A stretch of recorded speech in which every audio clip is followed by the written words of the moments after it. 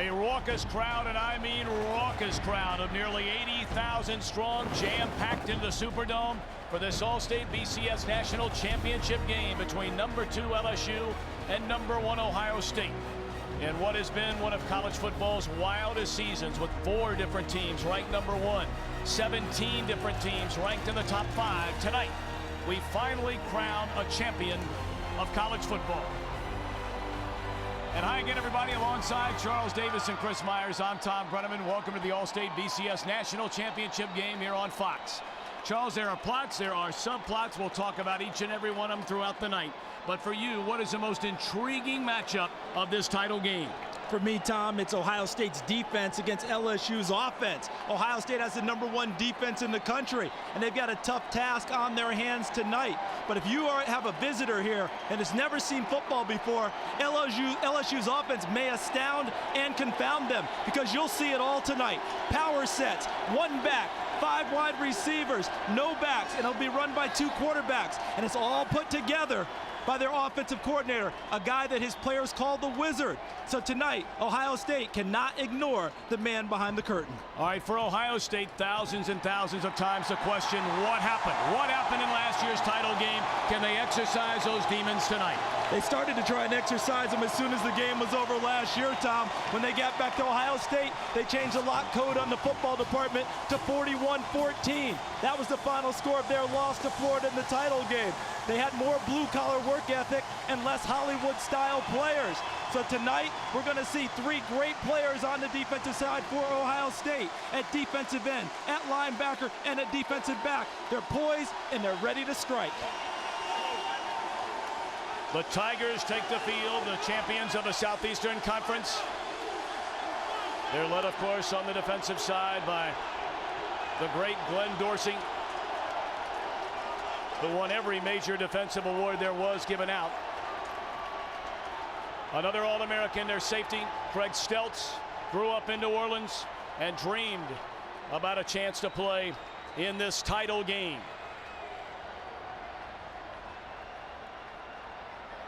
Let's send it downstairs. The 3rd member of our broadcast team, Chris Myers. Tom, thank you. With Les Miles, head coach at LSU, just ran out onto the field. You got here by taking risks. You have a reputation as being a gambler. Will that be the approach tonight, given what's on the line? No, we hope everything's answered by the time we get to 3rd down. But if need be, we may have to extend ourselves. Going conservative on us. All right, and campus is what, 60, 80 miles from here? Do you have a home field advantage in this game? Well, we'll enjoy some noise, but inside these white stripes is all about 11 players. They got 11 and we got 11. All right, have fun tonight, Coach. Take care. Right, Tommy? We now welcome the champions of the Big Ten Conference, the #1 ranked Ohio State Buckeyes.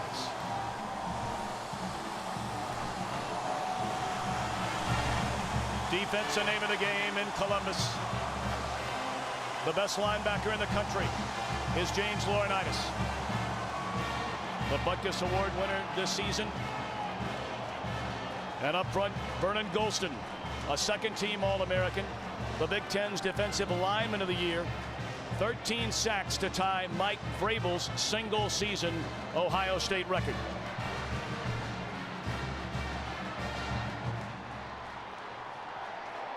$80,000 plus, ready to roll. When we come back, the coin toss. Right around the corner is the All-State BCS National Championship game.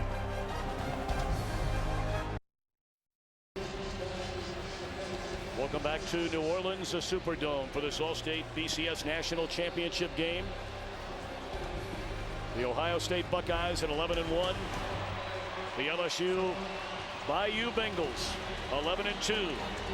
The first 2-loss team to ever play since the advent of the BCS for a national championship game.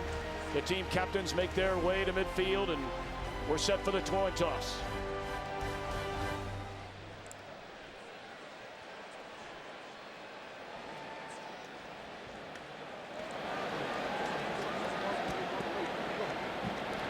All right, gentlemen, congratulations on being here.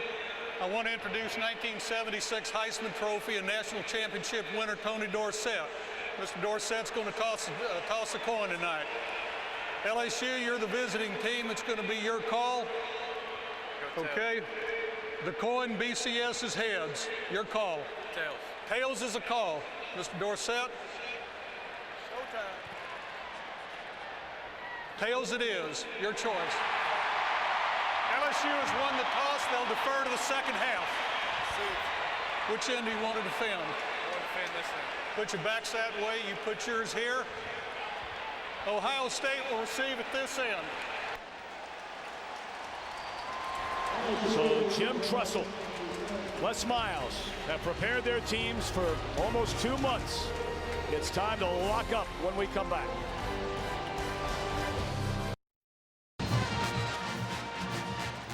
What an unbelievable atmosphere here at the Superdome in New Orleans. Of course, the LSU campus just 80 miles away in Baton Rouge.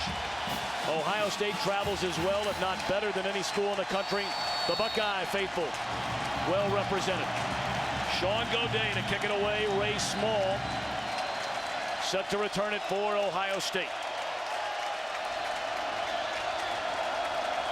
And the All-State BCS National Championship game is underway. This is Jamario O'Neal from the 15. Breaks it to the outside, and he is dropped at the 22 by R.J. Jackson. Well, here come the Buckeyes offensively. 23-year-old first-year starter is Todd Beckman. Came to Ohio State in 2003, took a red shirt in 04. In 05 and 06, was a number 3 quarterback behind Troy Smith and Justin Zwick. Only played in 6 games until this year. He's only lost once. He's thrown 23 touchdowns against 12 interceptions. The Buckeyes start in a 2-tailback set. And Brandon Sain at fullback. Play action. First down, incomplete, and right from the get-go, Beckman knocked to the deck by Ricky Jean-Francois. The Buckeyes offensively, all Big Ten performer at left tackle in Alex Boone. A 4-year starter in Kirk Barton on the right side.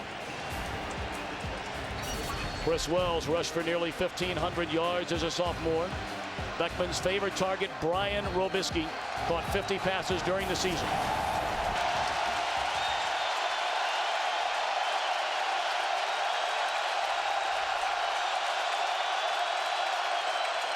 This is Chris Wells. He plows ahead out to the 28-yard line. 3rd down and 5 upcoming for Ohio State.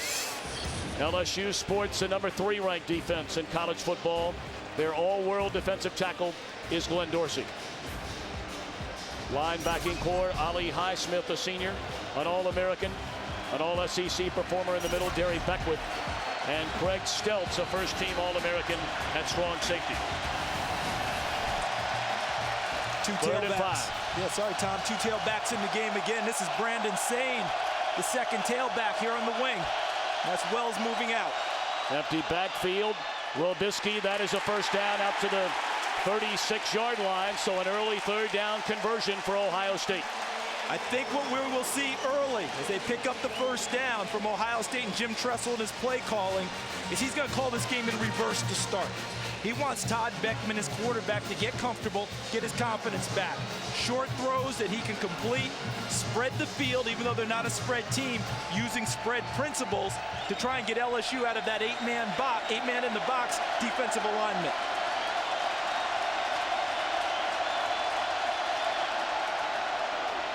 Wells, a big burst to the outside. Beanie Wells to the 30, the 20. A lunge for a tackle. Touchdown, Buckeyes, 65 yards.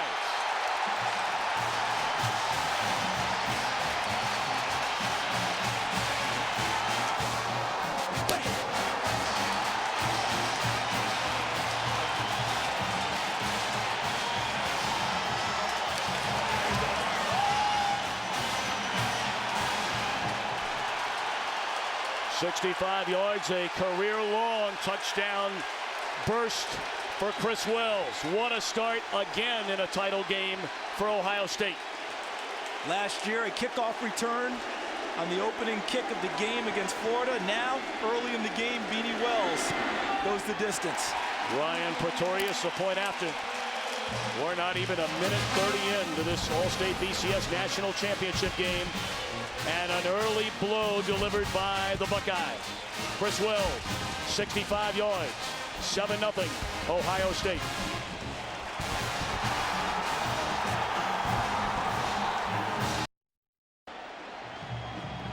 Chris Wells, the longest touchdown run in a BCS championship game. Senior Kirk Martin and that offensive line helped lead the way. This is an offensive line that was so maligned after last year's game. And what a terrific start for them, chopping a big hole early in the defensive front of LSU and springing Chris Wells. Aaron Petrie had the ball fall off the tee. He's set to kick it away. And waiting back for the Tigers. Number 8, Trendon Holiday, and number 5, Keelan Williams.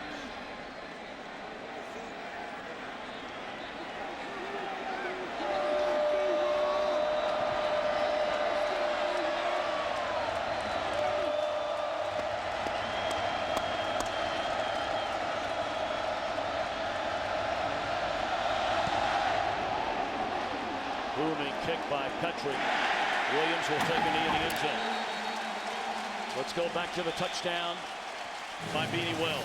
Watch the offensive line. Ben Person, number 63. He's the first guy. He's going to come around. And watch right here. Alex Boone gets to the second level for the block, which allows Wells with the vision to go the distance. Look at that. There's Person, Boone on the second level, getting on the safety Curtis Taylor. And Wells with great vision on the cutback, and then he outruns the All-American Craig Stelz to the end zone. Well, now LSU gets a football led by their senior quarterback, Matt Flynn, who patiently waited his turn behind Matt Monk and Jamarcus Russell his first 3 seasons at LSU. This is Jacob Hester, and not much running room. Tripped up by Marcus Freeman after a gain of 3. The Tigers up front, all SEC performers in black. Johnson, 28 consecutive starts for Helms in the middle. Weapons all over the field. Hester rushed for better than 1,000 yards. A trio of outstanding receivers. Key Singer gets a start at tight end. Richard Dixon will get a lot of playing time. Richard Murphy in back of Hester in the I formation. Play fake to him. Flynn dumps it off, dropped by early Doucette.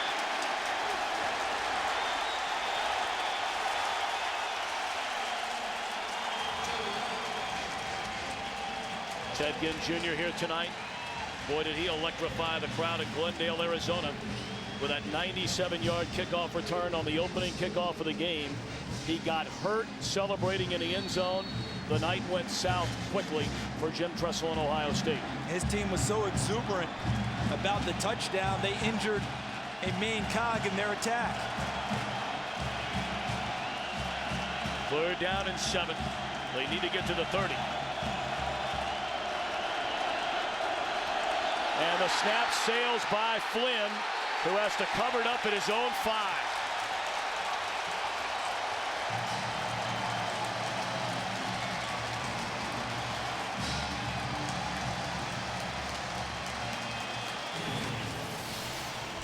Snap from Brett Helms just goes right past Matt Flynn, and he does the smart thing. He just gets on the football.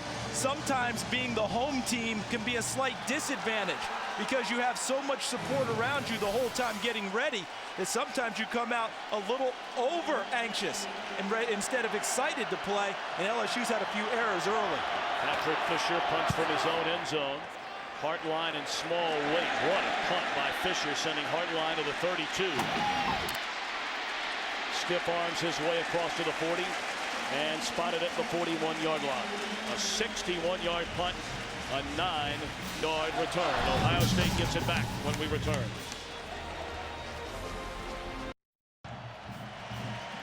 Join the live BCS play calling competition. Predict plays before the snap for your chance to win. Text BCS to 386 from your AT&T wireless phone, exclusively from AT&T, or you can play now at AT&TBlueRoom.com. Second possession for the Buckeyes starts at their own 41. Once again, they go empty set. And Beckman to throw on 1st down. Wide open, Brandon Sane. Tiptoes down the sideline all the way down to the 15. Ohio's Mr. Football a season ago, an electrifying back who is an outstanding receiver. We talked at the top of the show about what LSU would show offensively, but don't let Jim Tressel's sweater vest fool you.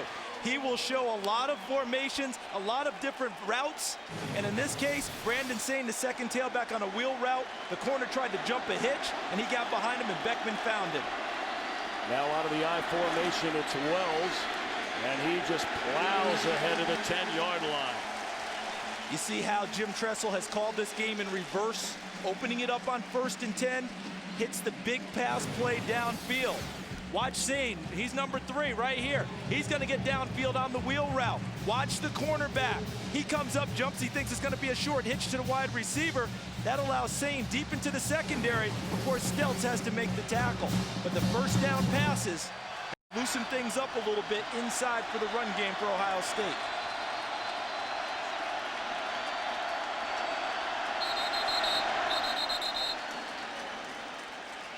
Early movement along the line. Start, 71 offense. 5-yard penalty, 2nd down. That's a junior from just outside Cincinnati, Steve Rearing.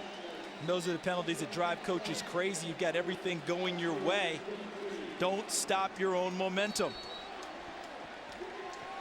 Bo Pelini, the 3rd-year defensive coordinator, tonight, of course, his final game in this capacity. He moves on, having already been named the head coach at Nebraska.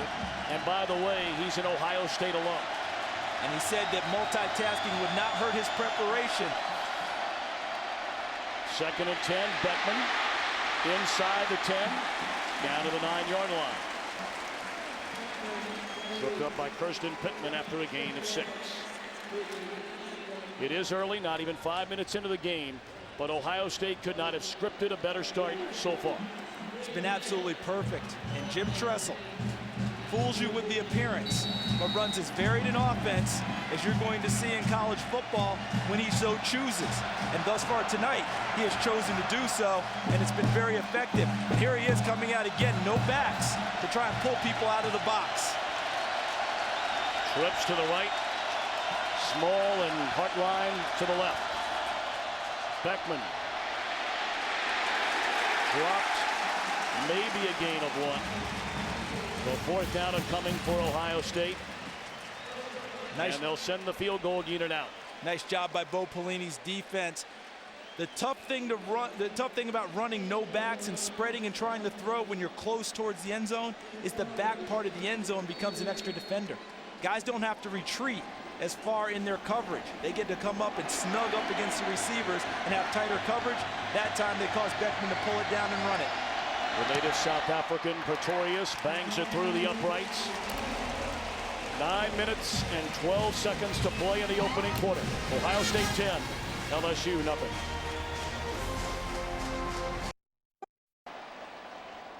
Back in New Orleans, sometimes the circle of life in football can take you a number of ways, from high school through college to the BCS All-State Championship game. That's the story for 2 guys in this game.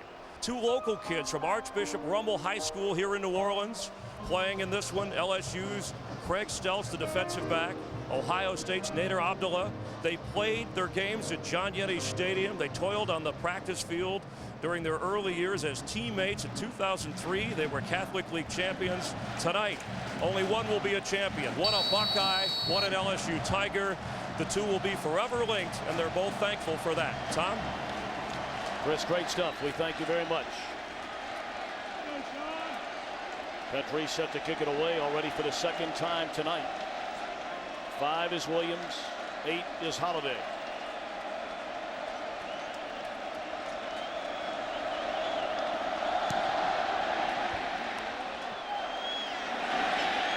And again, a booming kick into the end zone by Petrie. And Holiday takes a knee. Take a look at the Fox jumper scope going back to the big pass play to Brandon Sain. Bottom of the screen, Beanie Wells is your outside receiver. The running back lined up as a wide receiver.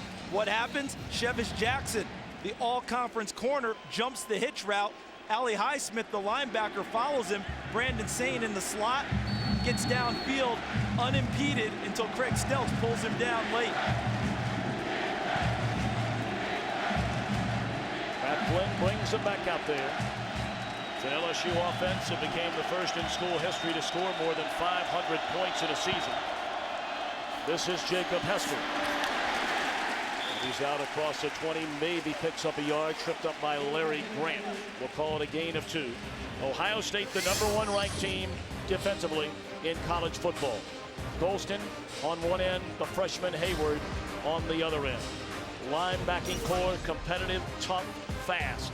Marcus Freeman, you know about James Laurinaitis, and the lone senior starter is Larry Grant. In the secondary, an All-American is Malcolm Jenkins, Donald Washington, a first-year starter, Kurt Coleman, a first-year starter at strong safety. Got the speed guy in the game now, Trendon Holiday, the 5'5" speedster at the top of the screen.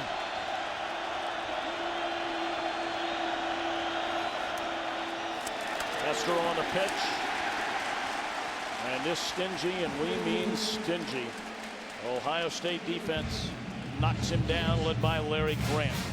When you look at some of the numbers, the Buckeyes #1 in scoring defense. They only give up 10 points a game. #1 in pass defense, #1 in total defense. They're 3rd in the country in rushing defense, 3rd in sacks, 6th in tackles for loss. There's a defensive coordinator, Jim Haycock, and what often gets lost is that they were very good defensively last year until the final 2 games of the year against Michigan and Florida. This year, they're even better. 3rd and 7, good protection, and a catch by Doucette. They'll move the chains for the first time tonight. Early Doucette, the senior from St. Martinville, Louisiana. 4th all-time in receptions at LSU. What this first down does for LSU is allows them to exhale a little bit and kind of get into the game. A little bit shell-shocked with the start. Ohio State hit them hard with the long run. Then they came back on defense and snapped the ball past the quarterback. Couldn't get anything going. That first down, key for LSU. Play fake to Scott. Again, Flynn to throw it. Drops it off to his fullback, Quinn Johnson. To the 37-yard line. Ohio State on defense, Vernon Golston. 13 sacks on the year, including 3 in the season finale against Michigan. James Laurinaitis, the 2007 Butkus Award winner, led the team with over 100 tackles. And in the secondary, Malcolm Jenkins, a second-team All-American, first-team All-Big Ten performer. All-Americans at all 3 levels, defensive line, linebacker, and in the secondary, we have a matchup of 2 teams with that exact configuration. And off to Hester. Laurinaitis steps up to meet him at the 40. So another 3rd down upcoming. What an outstanding kid. What an outstanding player is Jacob Hester. A complete player who can do it all. Run it, catch it, blocks out of the backfield, will play fullback sometimes, plays on special teams. A hard-nosed runner with very deceptive speed. And he has the trust of his head coach and offensive coordinator. That's why he got the ball to start the season. That's why he continues to get the ball. He never turns it over. His last fumble, his freshman year, 2004. 3rd and 3.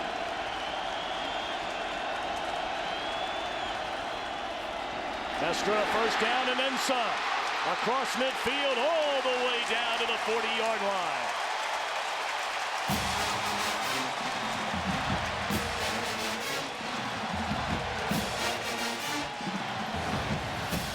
Look to the left side of your screen. Number 74, Brett Helms, great positioning. Herman Johnson, 79, folds through. There's Lyle, hit 65. And when the hole opens, look at the eyes of Jacob Hester. Now they're focused downfield. See how he's looking left and right to try and find him? Then he takes on Anderson Russell and wins the battle for another couple of yards. A gain of 20.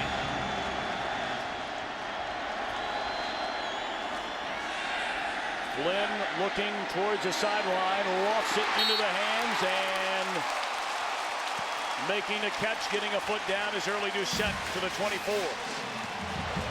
What we just saw on that throw, a 16-yard gain for LSU, was great touch by Matt Flynn to his #1 target, early Doucette. Look at how he gets the ball over Anderson Russell, number 21. Doucette comes down, first foot down, even gets a second foot down for good measure. But what a great job they did in the offseason working together, developing that chemistry.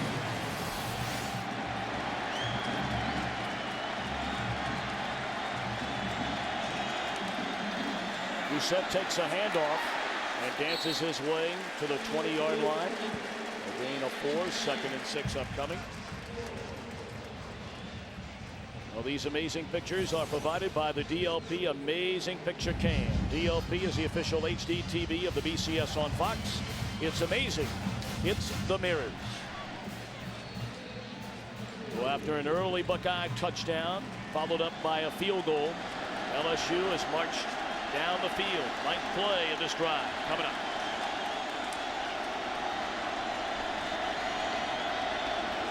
Gone to the pistol formation. Hard running inside the 15 for Charles Scott, their 4th leading rusher this season. I mean, you talk about the 3rd leading rusher, so you're talking about Jacob Hester is their leading guy, Keelan Williams, their speed guy, number 2, Charles Scott, number 32, just got the carry. They'll also run Trendon Holiday, their super fast guy, number 8, and Richard Murphy is liable to get some carries too. 5 different backs that they trust with the football. Well, when they need the big yards, Hester's in the game. But when they need big yards, big play, key plays, look for him to touch it. 3rd and 1. Hester, first down yardage to the Ohio State 12.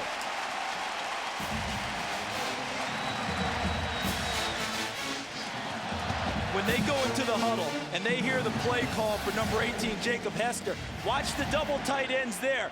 Dixon 82, Zinger 89. See them both blocked down? That allows hit 65 and number 40, Sean Jordan, to fold around and clear a hole for Jacob Hester. But when they hear number 18's play call, everyone has more confidence. Everyone works harder at their job because they believe in him carrying the football. 2 tight end set, Doucette in motion, and Flynn going to keep it himself. And nowhere to go. Larry Grant, who grew up in Norcross, Georgia, in on the tackle. Flynn injured his ankle early in the year, missed a game. He injured his shoulder the second to last game of the season. Did not play in the SEC championship. Ryan Perrilloux started that game and was the MVP. And don't be surprised if we see Ryan Perrilloux in the ball game pretty soon, just to get his feet wet.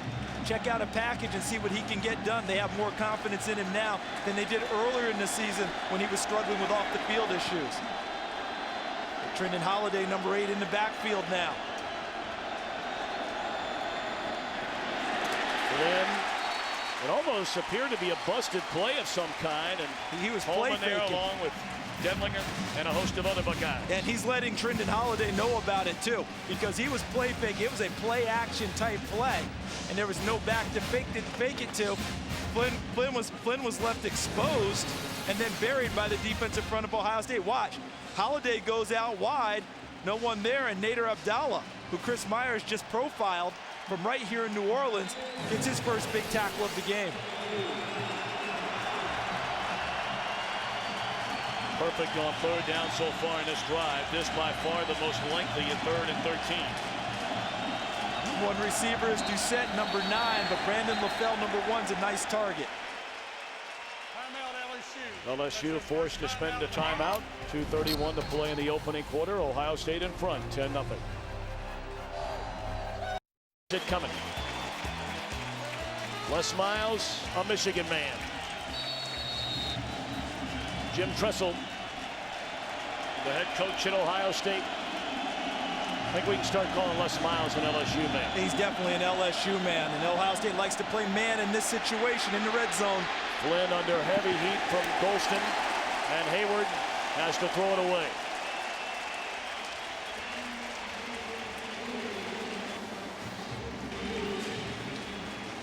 I know Les Miles has a reputation as being a gambling type coach, but you don't do anything but kick it right here.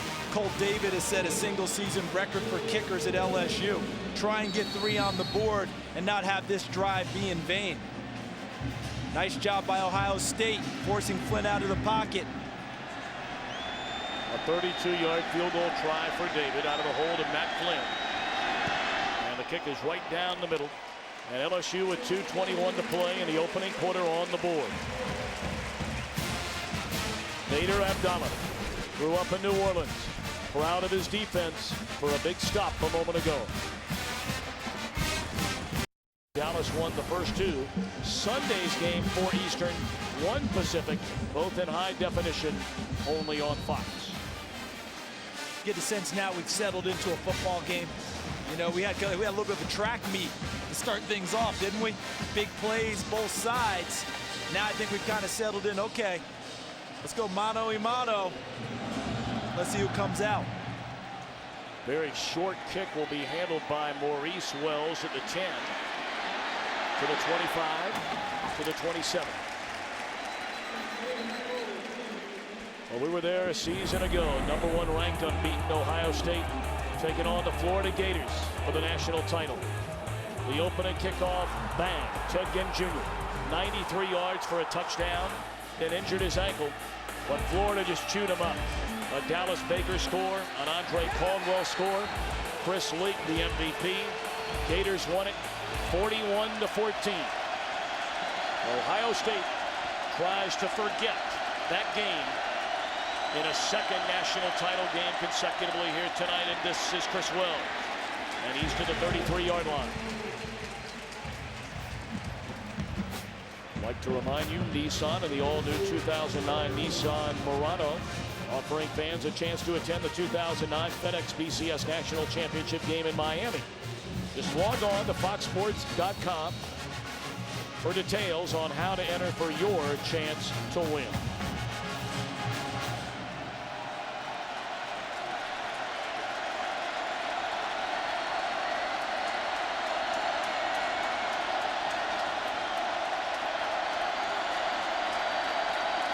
Second and 5, they pitch it to Wells, who dodges one tackler and spins his way out to the 40, a first down. What a start for Wells. 5 carries, 87 yards, including a BCS Championship game record 65-yard touchdown. It's a terrific start for him. And on that play, he made it happen because the play was forced initially by the corners. You see Ohio State 14.5 yards per play to get the game started. It was forced by the corner. Wells cut inside of him, made it miss, and then hurdled into the secondary to pick up the first down. Good protection this time. Wells looking for Hartline, and terrific coverage by Jonathan Zenon. Excellent coverage by Zenon, the corner, but I like the play call by Jim Tressel. I love the aggressiveness. So many people they just got been hammered for 365 days. What went wrong? How did this happen? Why weren't you ready to play? He's come out and been aggressive from the word go tonight. You talk about exercising demons. He wasn't going to allow them to think about last year by how they started tonight's game. There has certainly been a steely edge about this Buckeye team last season compared to the one a year ago. They pitch it to Wells on second down, and this time bottled up after a gain of 2. First time we've called Glenn Dorsey's name tonight. The most decorated defender in LSU history. Winner of the Nagurski, Lombardi, Outland, and Lott Awards. He won everything, but watch Glenn Dorsey in the middle, number 72. Watch him play the piano, as they say, meaning moving laterally down the line of scrimmage, controlling the blocker in front of him, and falling into the tackle. Well done by the All-American, maybe the best defensive player in the country. 3rd and 8. This is what Ohio State wanted to avoid, getting behind the chains, 3rd and long. Beckman steps up, and incomplete, looking at Hartline. Hartline looking for a flag, didn't get it. I still say an excellent call on first down. Take your shot downfield, be aggressive. The problem for them was 2nd and 10. They didn't pick up very much. Ended up 3rd and long, and that allowed LSU to get their nickel and dime package on the field and cover the receivers. I do like the aggressiveness of Ohio State, though. I like how they've come out. They're going to go ahead and challenge LSU. And I'm sitting there saying, Glenn Dorsey and that defense is so good. Let's go make them be good tonight. A.J. Trapasso, the Ohio State punter. Chad Jones, the freshman, stands at his own 20. Angle toward the sideline. Jones from the 8. And still on his feet. The 15, the ball is loose. And who's got it? There is a scramble at the 15-yard line. The Buckeyes say they have it. Everybody's pulling and grabbing, of course. A shoe just came out of the pile.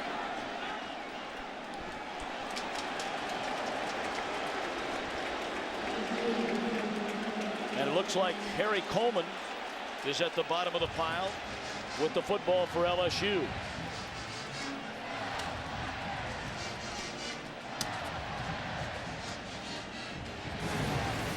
And how big is this for LSU?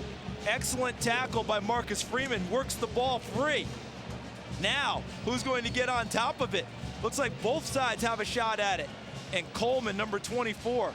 Nice job. Marcus Freeman is the linebacker that's forgotten for Ohio State because of all the plaudits for James Laurinaitis, and deservedly so. But Marcus Freeman can flat out play on the outside.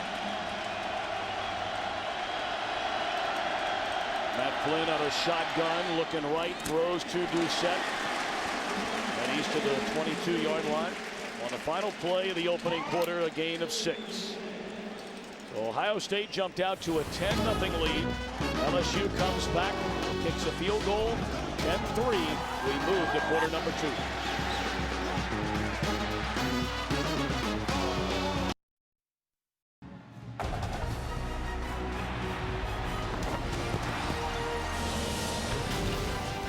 We begin the second stanza of the BCS All-State National Championship game here on Fox, along with Charles Davis and Chris Myers. For our entire crew, I'm Tom Brenneman. Great to have you with us. 10-3 Ohio State as we begin the second quarter. 2nd and 4 for LSU from their own 21. Hand off to Hester. Short of the first down, it appears by a yard. Golston, Laurinaitis, Freeman converge on the tackle. Our game summary brought to you by Ford. You look at the numbers, overwhelmingly in Ohio State's favor, but it's only a 7-point spread. Obviously, the Chris Wells 65-yard touchdown helps tilt things in the favor of Ohio State, but you also have to compliment the play calling of Jim Tressel, throwing them down and creating good big plays that way also.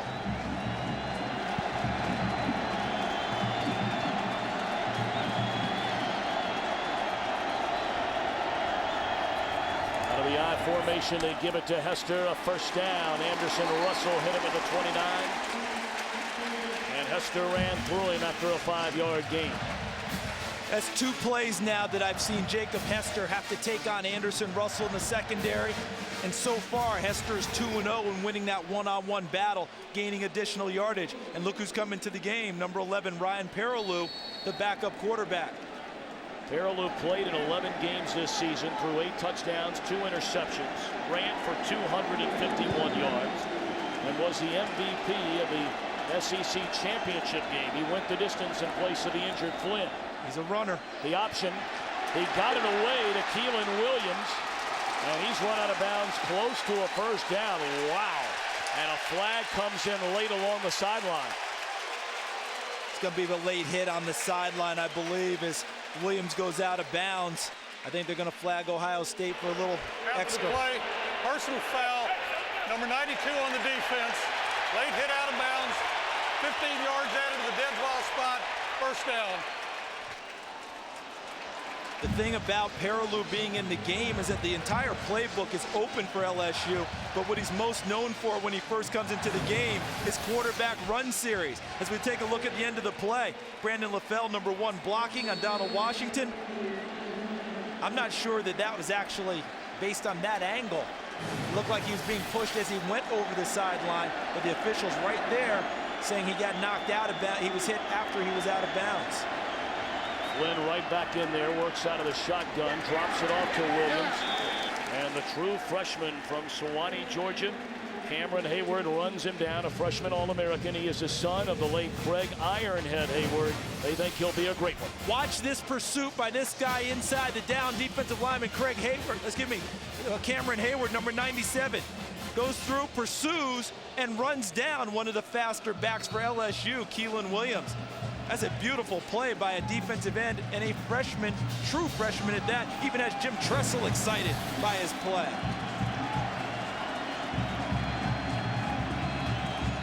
Loss of a yard, 2nd and 11. Flynn to a wide open Demetrius Byrd for the 25.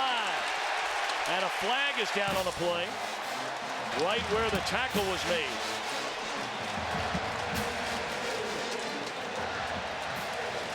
Caught him in a zone blitz, Tom. Personal foul, face mask number 33 on the defense. Half the distance to the goal, first down. Watch coming from the top. Kurt Coleman from the right of your screen.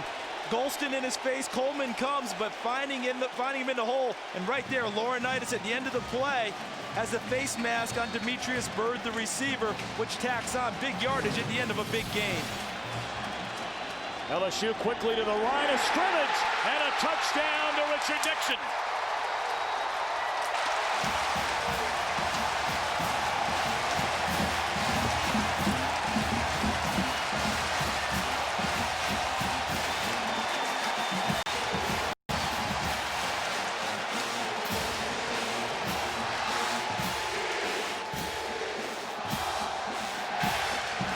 Point after upcoming for Court David. 4th receiving touchdown this season for Dixon. He is an outstanding tight end. Matt Flynn has a special connection with him, but I love what the man they call the Wizard dialed up there, the offense coordinator Gary Croton, a special formation that made it unbalanced, it appeared, and Richard Dixon on the backside, and they went hurry up before Ohio State had a chance to react. And Dixon takes it into the end zone. Flynn celebrates, and we have a tie ball game.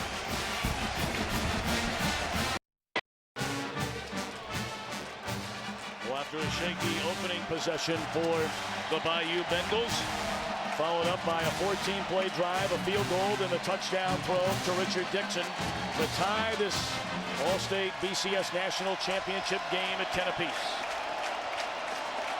And we were talking about the aggressiveness of Jim Tressel. Gary Croton matched his aggressiveness on that drive with a little bit of sleight of hand with the last formation. Godet, another very short kick, way small from the 12-yard line, and he is hammered at the 23. Take a look at what LSU did on the touchdown. First and foremost, they bunch 4 receivers here, which brings all of Ohio State's secondary here. But look, there's no one back here for the tight end, Richard Dixon, who is in an unbalanced formation. No coverage whatsoever. They confused him with the alignment, outflanked them, and get him back on the short side. An easy throw for Flynn, and Richard Dixon did not miss the layout.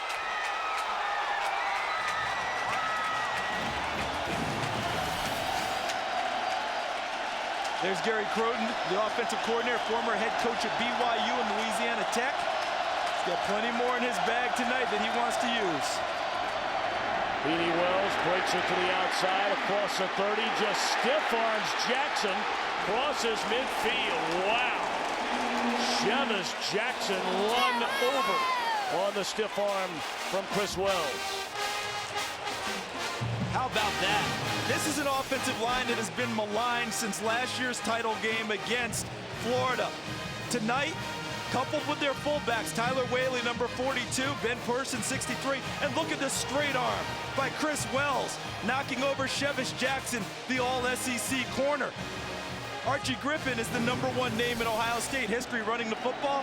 Chris Wells trying to join in on that list. Well, he's passed him tonight for the all-time sophomore single-season rushing record. Beckman to throw on first down. This is Brian Robisky inside the 30 to the 28-yard line. Of course, Robisky, his father, a legendary figure in LSU history, the MVP of the Southeastern Conference back in 1976. His father's here tonight, an assistant coach with the Miami Dolphins. And even though he's an LSU alum, he says, I ain't rooting for LSU. Now, when it comes to blood, blood's going to win ahead of school when blood's involved in the contest.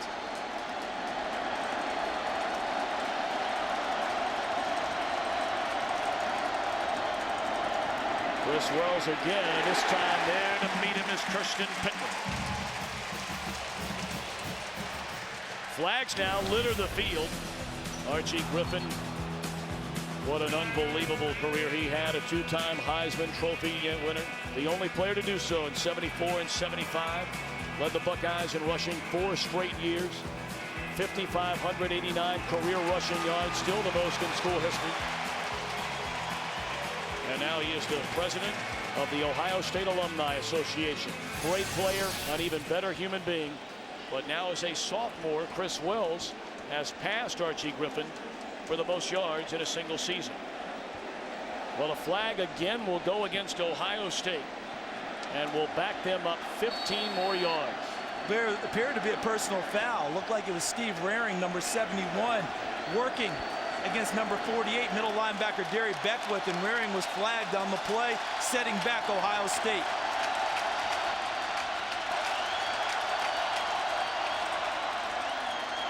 Beckman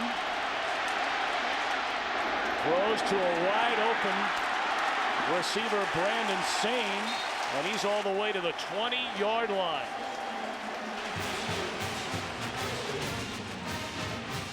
It's a nice gain because it brings up a manageable third down play for Ohio State. But this is a play that could have broken even bigger if Todd Beckman doesn't stumble and isn't bothered in the pocket. If he could have gotten the ball off quicker, they could have had an even bigger play. Look at the All-American safety, Craig Stelz, holding his right arm, his right wrist.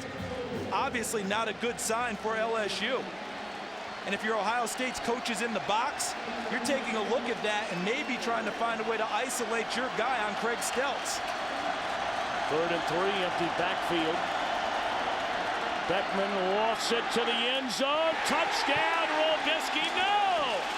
They say it sprung loose. It looked like he had it momentarily. And then that ball came out of there. And Stelz is still in a great deal of pain. And it hurt them in coverage because of his pain. He was late getting to an assignment, and it ended up one-on-one. He was the deep safety on this play. Not able to come over and help out Shevish Jackson on the short side, and now they're attending to him out on the field. Well, what an outstanding play by Jackson. That ball was in the midst of Robisky, and he knocked it loose. We'll be back. Keeps it coming. 4th down and 3, 11 minutes to play until halftime, and Ohio State sending Ryan Pretorius to the field, a 37-yard field goal try. If I'm LSU, I'm playing alert here on defense, watching for the fake. No fake, and it's blocked by LSU. Beckwith got it at the 35. It looked like Jean-Francois got a paw on the football.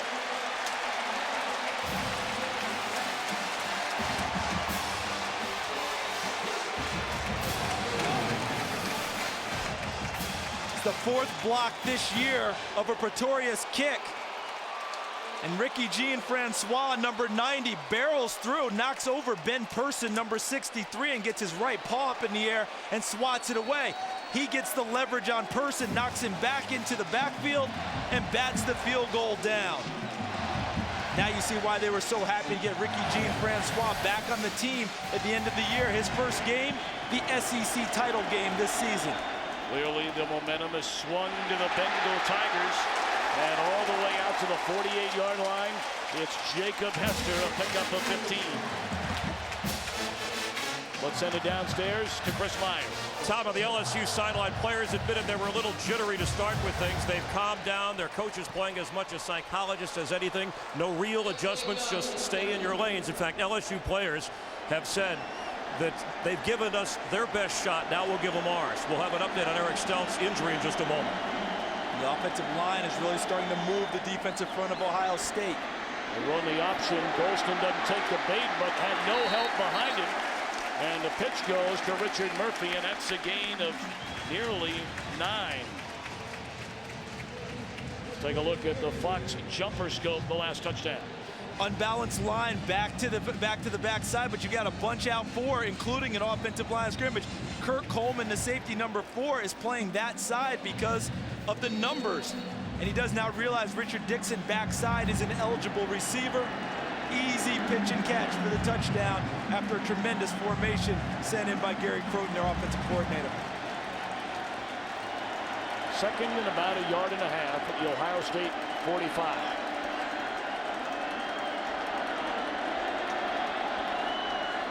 Play fake to Keelan Williams, lobbing down the sideline.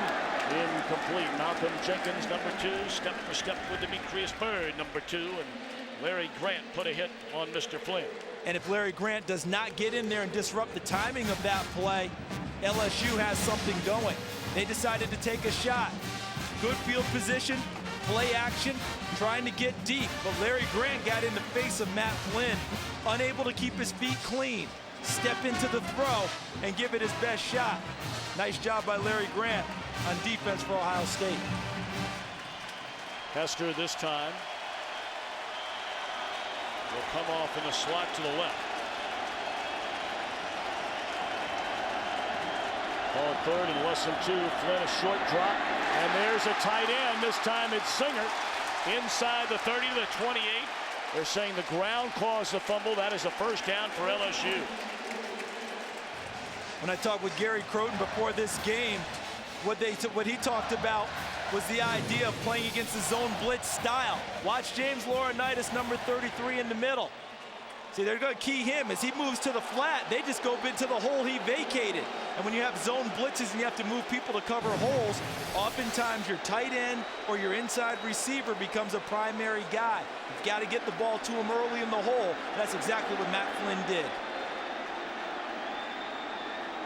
First and 10 Tigers from the 26.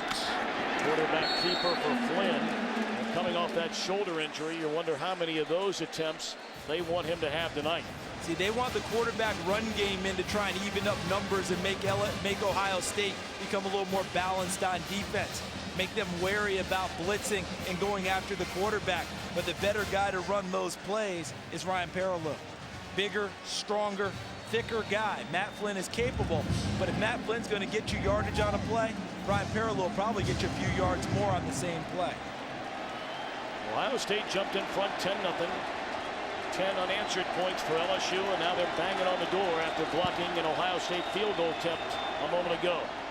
They pitch it to Holiday, cuts it back the other way, and Shekwa trips him up at the 16, very close to a first down. This is what spreading out a defense does for you, because now Vernon Golston has to either take the pitch man or the quarterback. He takes quarterback, and then Trendon Holiday just navigates his way through the Ohio State defense to put them in position on 3rd and short. A tremendous run on the cutback, but it's versus man coverage. Hard to account for everyone if you're Ohio State on defense. And of course, who's back there? Hester, number 18.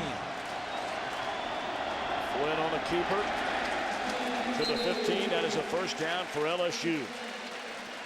Enormous swings emotionally in this game. A couple of early punches landed by Ohio State to get out in front. LSU comes up with a stop after very bad field position on a 3rd try. Kicks a field goal, ties the game after a second lengthy drive, and now they block a field goal attempt and marched inside the 20. And LSU's offensive line starting to take control of the game here in this position and during this quarter, as well as Gary Croton's formations limiting what Ohio State can do to attack defensively. Batted down by Grant on a first down pass attempt. 2nd and 10. How about Larry Grant? We've talked about James Laurinaitis. Watch Grant, number 6 on the pass rush here. We talked about Laurinaitis. We talked about Freeman. Grant in the face of Flynn. No one there to block him. Bats the ball away. We've seen him put great pressure on Matt Flynn on this drive, create an incompletion. And this one he knocks away for a 2nd incompletion. This is the 4th straight national championship game Larry Grant's playing in, 2 in junior college, and now 2 BCS championship games. He's 0-3, desperately wants a win.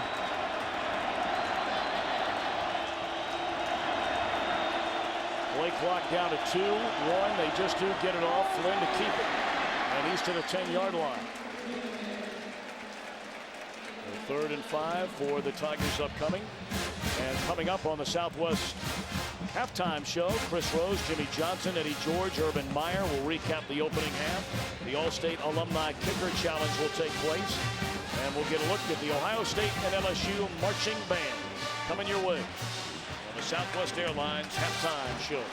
How about LSU's huddle? They huddle up pretty much right on the ball, almost telling Ohio State we can turn around and attack anytime we want to, so you better be sharp with your substitutions. Spreading them out yet again, Tom. Try and create man coverage. Flynn rolling left, lofts it to the end zone. Touchdown, LaFell.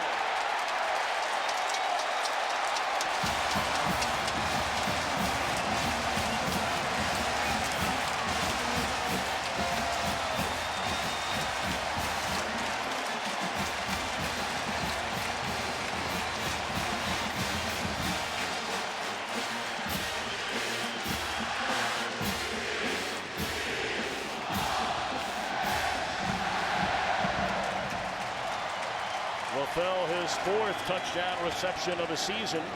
Point after by Colt David is good. 17 unanswered points for the LSU Tigers. Back-to-back-to-back outstanding drives. Capped off by the touchdown and a 7-point LSU lead. You're watching the All-State BCS National Championship on Fox.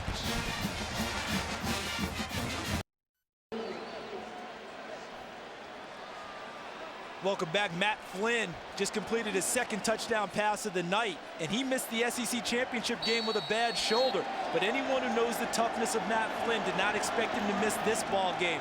In high school, he played all the way through the state semifinals on a broken foot, aided by the blocking of Saran Black, his teammate here at LSU. LSU its first lead of the night. Goday's kick will be fielded by Ray Small at the 10-yard line. And still on his feet, crossing the 30 out to the 31. The 2 touchdown pass on the night by Matt Flynn. The first one, very easy. Pitch and catch. The formation caught them. But the last one I was really impressed with. Moving to his left on the run, throws against his body. A perfect strike to Brandon LaFell, breaking into the back part of the end zone for the touchdown. Nice touch by Matt Flynn, and any questions about his shoulder should now have been answered. And you get the feeling this all of a sudden becomes a very important drive offensively for Ohio State. Agreed. Chris Wells met at the line of scrimmage by Glenn Dorsey, and some talking going on. Beckwith and Rearing getting tangled up. Watch Dorsey, number 72. He's the big guy going to come inside and make the play, but he gets help because Marlon Favorite, number 99, clogs things up in the middle, allows Dorsey to come behind the block, fold behind the play, and make the tackle. You don't want to get number 72 emotionally involved in the game as well as physically. The rest of the defense feeds off of him. Greg Stelz has not come back on the field defensively for LSU. Harry Coleman, 24, replaces him in the secondary. Beckman to throw, incomplete. He had an eye on Hartline, and a flag comes in. There's a lot of jawing going on between the Ohio State offensive line and the defensive line of LSU. Well, the push is really coming from the defensive line of LSU at this point of the ball game. They've really started to move the line of scrimmage backwards against Ohio State's front after Ohio State had plenty of success early in the game.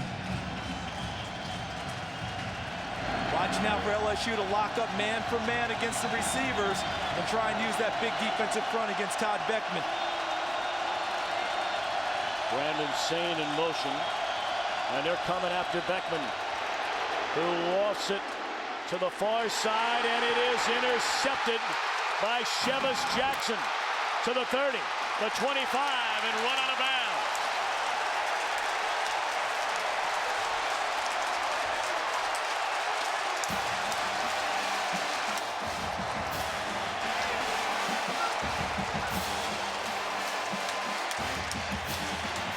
See, LSU doesn't believe Ohio State can hurt them out wide with their receivers, so they safety blitz. Bo Pelini dials it up, man for man in the coverage, and Harry Coleman, Shevis Jackson, the all-conference corner.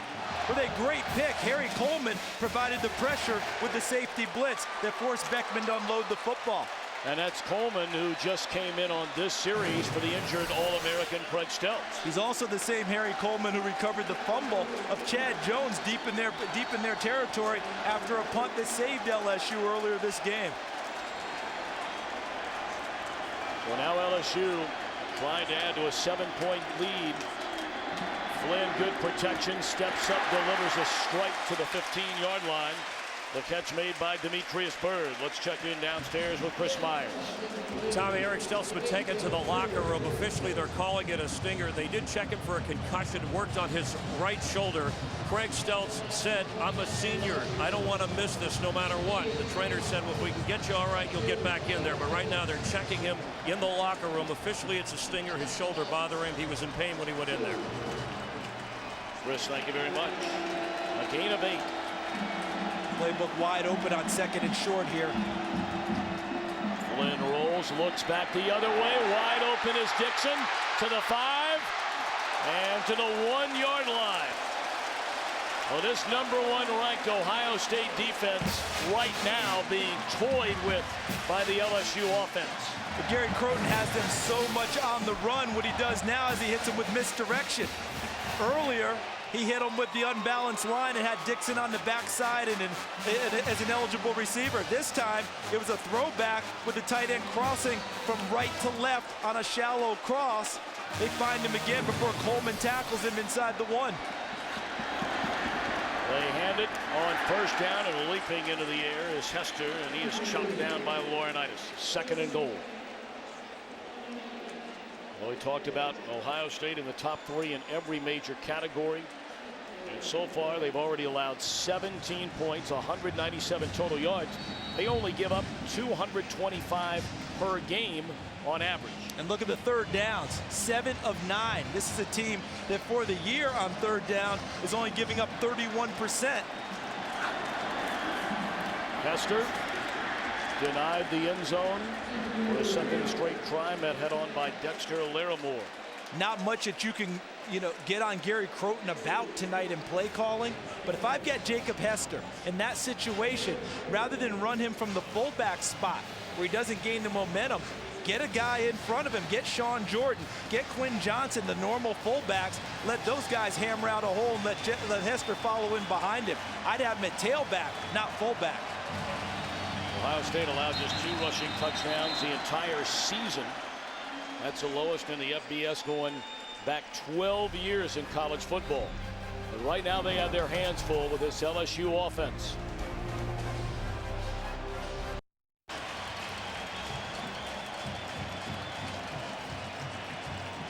I think this is 4-down territory here for LSU if they don't lose yardage on this play. Look for Hester or the play fake and find a tight end. Going to hand it to Hester, and he is met at the goal line. No signal given yet, and now a touchdown for LSU.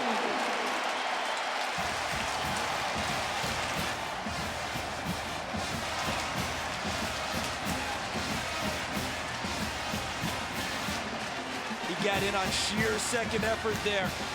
The one thing about Jacob Hester, hard to knock him backwards. Watch the 1st effort, stymied at the line of scrimmage. Right there, he's met.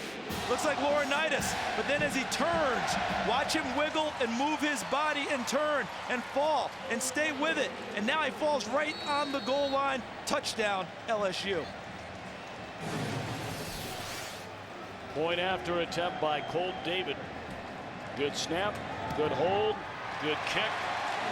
24 unanswered points from the LSU Tigers. And they lead by 14, 24-10, or 16 to play until halftime.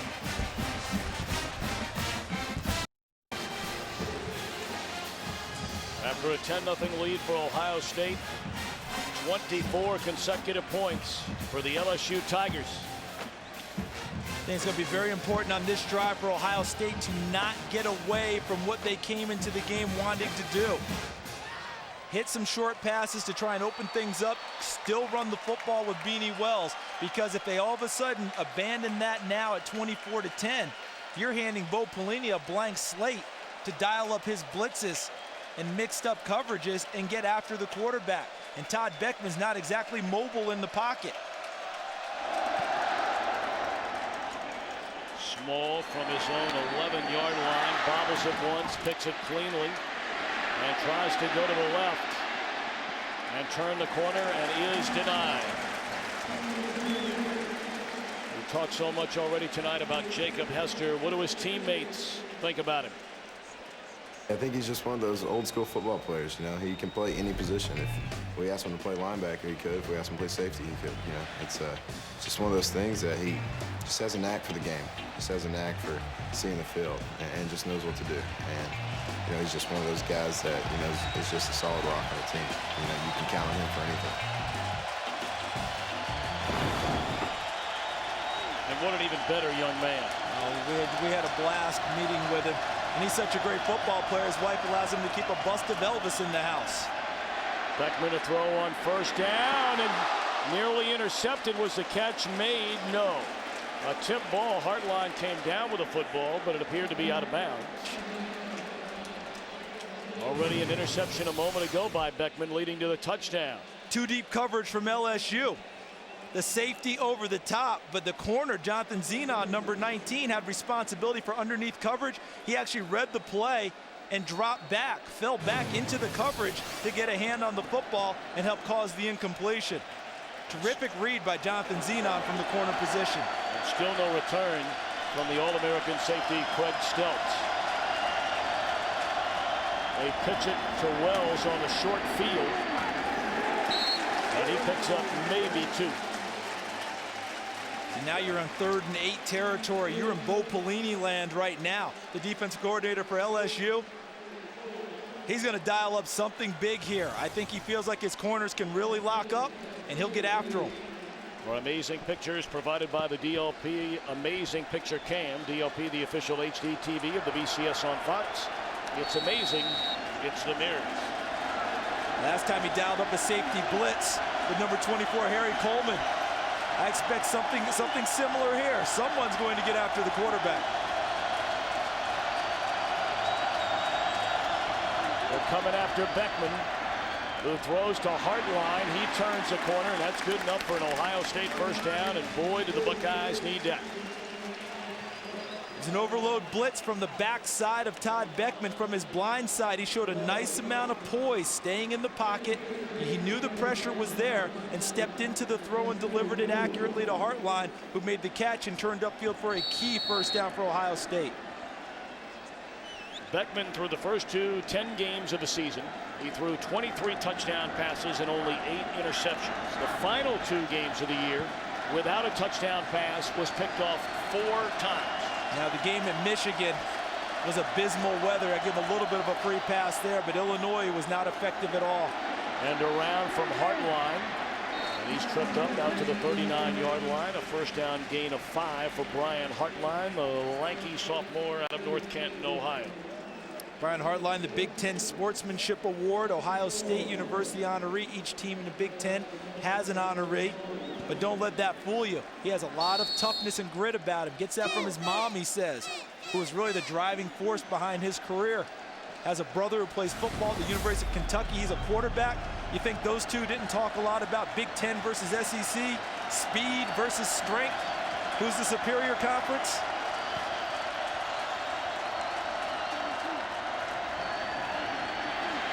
Beckman in trouble. Down he goes. The ball is loose. Looks like Ohio State. Steve Raring covered it up all the way back at the 30-yard line. Clock continuing to run to 2:10. Remember early in the game where they were able to sneak Brandon Sane out of the backfield, and they were going to run and they ran the wheel route with him, and they had a big play? This time that route was taken away downfield. Great coverage in the secondary made him hold the football. So here comes Tyson Jackson, number 93, with a big hit and knocks the ball free. Anytime you hold the ball against LSU, there's usually a collision at the quarterback. 3rd down and 13. Look how they're bunched up in there showing the blitz. Slant to Hartline, but nowhere near first down yardage. It is a catch out to the 37-yard line, but Ohio State will have to punt it away. See, right now, Bo Pelini, the defensive coordinator for LSU, has no belief that Ohio State can really sting him outside with their receivers. He feels like his corners and his slot coverage guy will lock up anyone that Ohio State has. Thus, he's able to get after the quarterback in a big way. Told you, Bo Pelini grew up in Youngstown, Ohio. Played at Ohio State from 1987 to 1990 as a free safety. In fact, was a Buckeye team captain his senior year. Final timeout used by LSU. We'll be right back.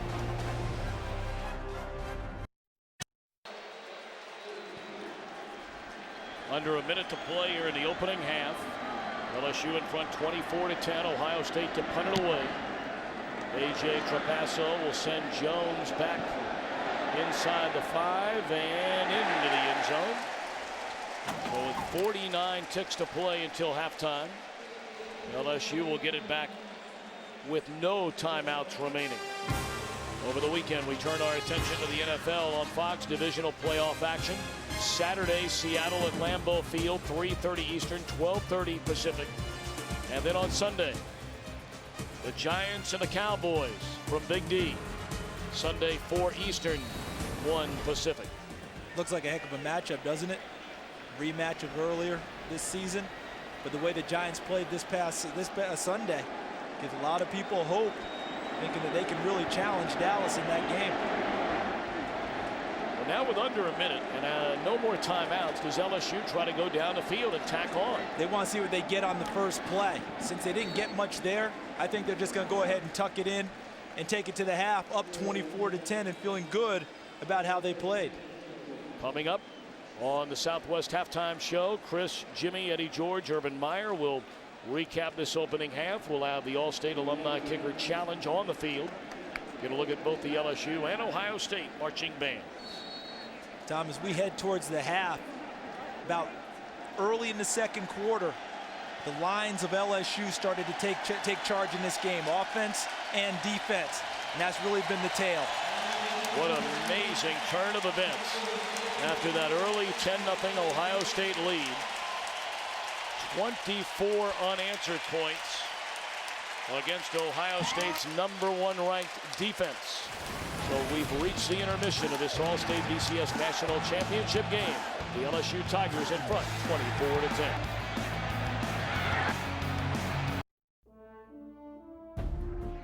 Former LSU standout Carlos Temple Jr. has always left a lasting impression.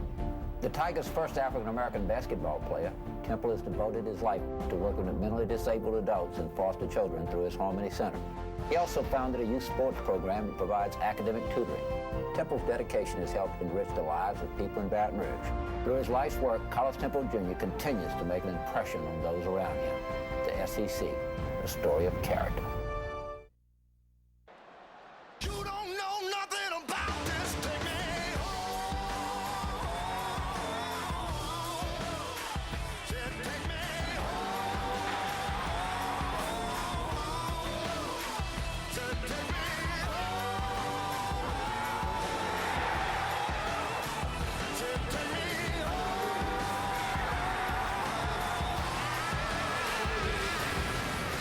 Set for the second half to begin. LSU in front in the All-State BCS National Championship game. Tom Brenneman back with Charles Davis.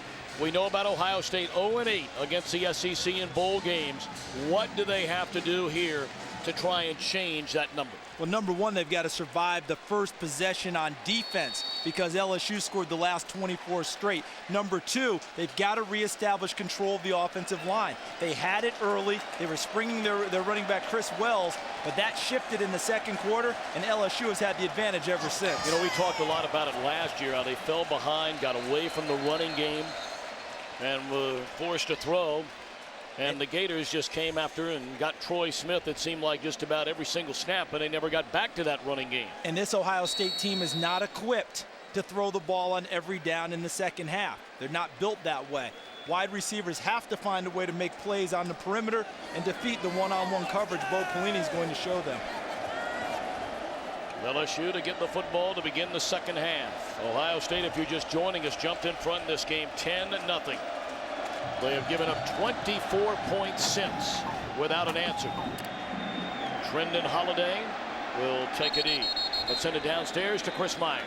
Thanks, Tom. I spoke with both coaches at halftime. A very calm Jim Tressel reminded his team that we got out to the lead. We're capable. We have to get back to basics. Run the football. Don't panic. That was his message to the Buckeyes. Les Miles, very fired up, high-fiving Dorsey on his way out of the tunnel. Said, we're not going to lay back. They're a very good football team. We have to pour it on. Let's go back up to Tom and Charles. All right, Chris, thank you very much. The LSU offense comes out onto the field, and Jim Tressel urging his defense for an early stop. They need one desperately here. The way LSU took charge in the second quarter, if they go through the Ohio State defense again, that'd be very, very difficult for Ohio State to handle. Early do set in motion. They pitch it to Keelan Williams. Cuts it back to the inside. A big gainer on first down of nearly 10. Coaches tell you that tight ends in your lineup have to control the line of scrimmage with their blocking at the point of attack if you want to run the football. Keith Zinger on that play, number 89 for LSU, did exactly that. Set the corner and allowed Keelan Williams to cut inside for a first down. One play, one first down for LSU. And now an empty backfield for Flynn out of the shotgun.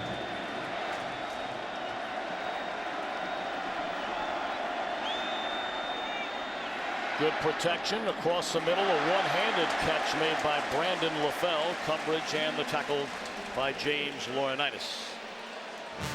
About that catch by LaFell, known as drops in the middle of the season. Not tonight. We look at the numbers, Tom. Ohio State with the big run from Chris Wells of 65 yards. They lead the rush yardage. Passing yardage is close. Total yards favors Ohio State.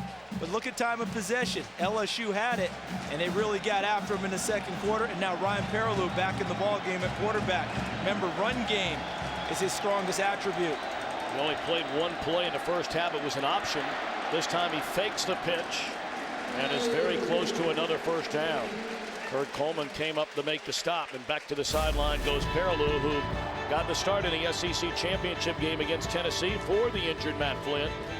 And a big night for Perrilloux. Hit on 20 of 30, 243 yards and a touchdown. But defense, the difference. Jonathan Zenon's fourth quarter interception taken into the end zone. Perrilloux was voted the MVP of the game. 21-14, an SEC title for Les Miles.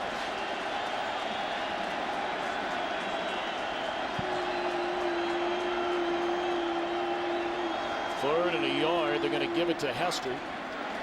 And he has a first down. That's almost like money in the bank. That carry, that formation, that setup, and look at what, watch LSU. Looks like they're trying to line up quickly for a quick snap here. You got the bunch formation out wide again. You got four in the bunch. This time there's no offensive linemen. Those are all receivers or backs. Receiver screen to early do set. And that's a pickup of 7.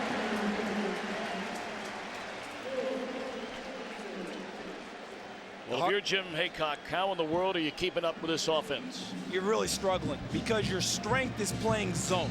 They like to have their safeties involved in run support, playing forward. The problem is Gary Croton has spread them out with the 4 and 5 receiver looks, which almost forces you out of the zone coverage and into more of a matchup man-to-man. Very difficult then to execute what you like to do on defense. They're taking them out of their game plan. Holiday takes a pitch, forced back to the inside, and is very close to another first down. Trendon Holiday doesn't get very many carries, but when he's on the field, see him number 8 dotting the I. Jacob Hester now moves to fullback, fakes one way, pitches it out. And look at the move. Vernon Golston's in great position, but Trendon Holiday's quicks allows him to elude Golston and get inside for yardage. How about this? 3 lost fumbles all year long for LSU. And the running backs, 1. And it was Trendon Holiday in the SEC Championship game when he got hurt.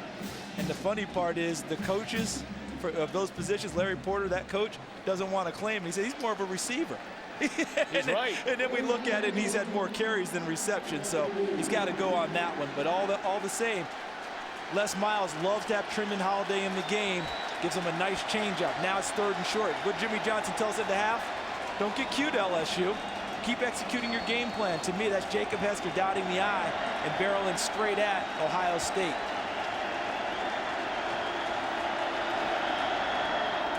Flynn finds a little crease and is into Ohio State territory, a first down. Second time we've seen that formation from LSU where Matt Flynn just dives in and tries to find a little crease. Joseph Barksdale, a backup tackle, comes into the game in that situation. It acts as an additional fullback to create an opportunity for the quarterback. Nice job by Flynn seeing where the hole was before he jumped into it. The Holiday back there, tailback again.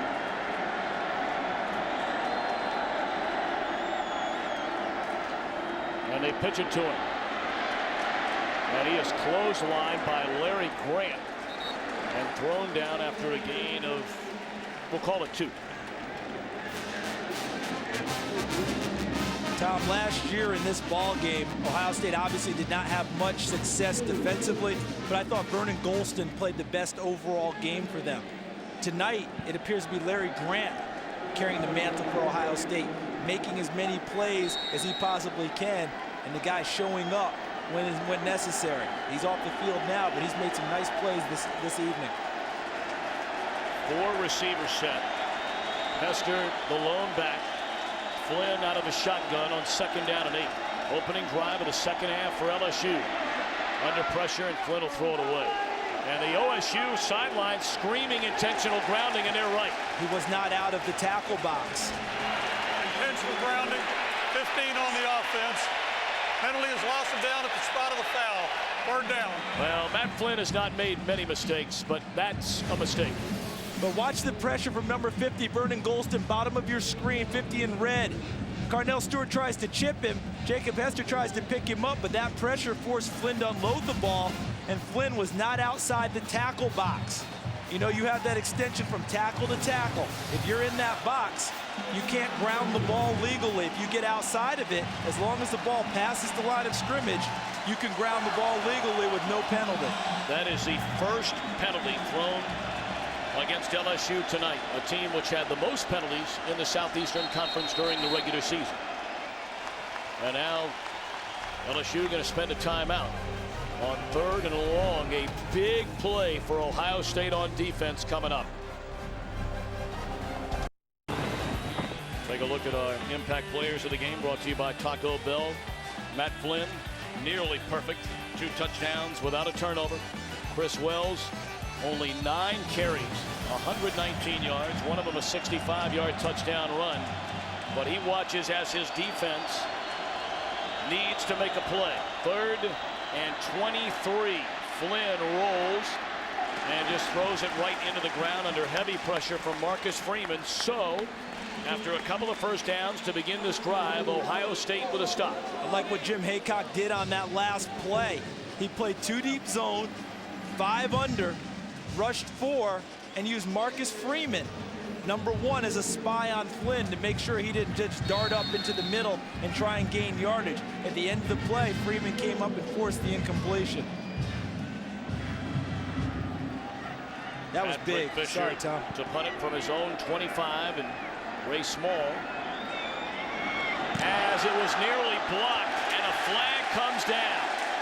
This will be roughing the kicker.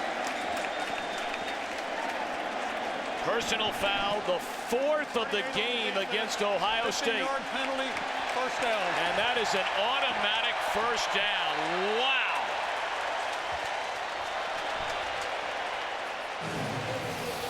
In a sense, the surprise would be rushing him here because you just want football at this stage. And then the second thing is, how did he miss the football when he went to block it? You're taught to go in front of the punter at an angle so that you get ball, and if you miss ball, you miss the punter. But instead, number 38, Austin Spittler, is straight ahead on the punter. So even if he missed him, he was taking out the punter. End result, first down, LSU, and a drive that appeared to be stopped has now been restarted. Holy Moses. So now the defense right back on the field after thinking it had done its job. A gain of 1 on the pitch to Hester, and now flags come in as there's some jawing going on. Offense, 97. Defense. Looks like that's going against Cameron Hayward, number 97. He got into it at the end of the play. He picks up another personal foul.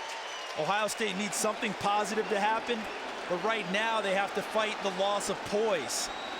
A bad play results in another bad play for Ohio State. Defense frustrated, goes back on the field, picks up another personal foul. Well, you may remember when LSU went down the field on its drive to score for the first time on a field goal, they were aided by a pair of personal fouls.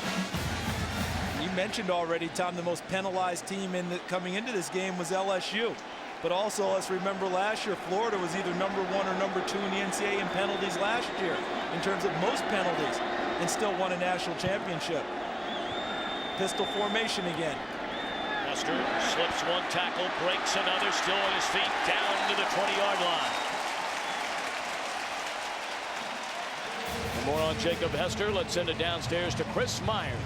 Tom, Jacob Hester, a Louisiana native, playing the 11th time in the Superdome through high school. He's now known John David Booty from USC since the 6th grade. He listens to Elvis before every game on his headset. The song is If I Can Dream. He said, I know it's a slow song, but it inspires me. And he is related to Terry Bradshaw. Yes, it was Hester's grandmother who married Terry's uncle. And Jacob told me it was Uncle Duck, even though Bradshaw doesn't want to admit it. Flynn to throw, and the screen is set up to Charles Scott, breaking defenders inside the 5, down to the 4. They just keep coming at you in waves. You think you've got one guy dialed up. Here comes Charles Scott, the third tailback. Watch number 32 to your right. It's just a delay route inside. Sneaks back inside and gets the offensive lineman to give him a little crease downfield. And then another terrific stiff arm as he slips away from Malcolm Jenkins, number 2, one of the better tackling cornerbacks in the country, to gain the additional yardage. First and goal, LSU. Right now, Gary Croton could pick a guy, and that guy's going to make a play for him. Play fake one way. Flynn rolls, dumps it off to early Doucette. And he's still on his feet and dances into the end zone. Missed tackles by Anderson, Russell, and Donald Washington. What a devastating blow. After you had him stopped, roughing the kicker, gave him an automatic first down, and cap it off with a touchdown. And add to it a little lack of poise. Cameron Hayward, the freshman, picks up the personal foul, and I think there's a little spirit leaving this Ohio State team. This is a team that we saw during the season didn't miss very many tackles, especially ones not like that. They prided themselves on being good tacklers. On that play, they certainly did not appear to be so early. Doucette with a big move and a touchdown.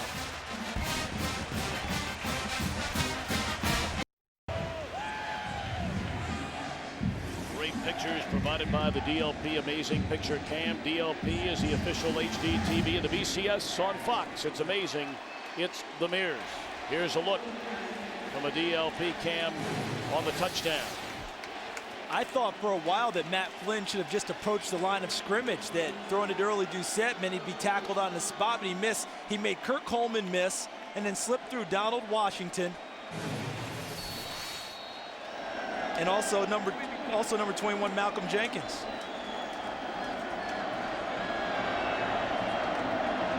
.9:04 to play in the third quarter. LSU in search of its 3rd national championship, 1958, and then here in this building in 2003 under then head coach Nick Saban. Ray Small from the 13, and good kickoff coverage all night tonight for LSU. After what looked to be a stop, LSU forced a punt, a roughing the kicker, and a personal foul against Austin Spittler. Then Cameron Hayward getting locked up with the tight end Keith Singer, and then capped off with a touchdown to Doucette. Early Doucette made 3 Buckeyes miss to get into the end zone. I'd flex 2 after that move early. 31-10. Chris Wells will carry it out to the 32-yard line. Harry Coleman is still in the game for LSU. Their first-team All-American, Thorpe Award finalist, strong safety. Craig Steltz had to leave the game in the opening half. And how disappointing is that for that young man, because he watched his brother Kevin start at fullback, a former walk-on here for LSU when they won the national title over Oklahoma in January of 2004. He wanted to be on the field full-time to try and earn his own.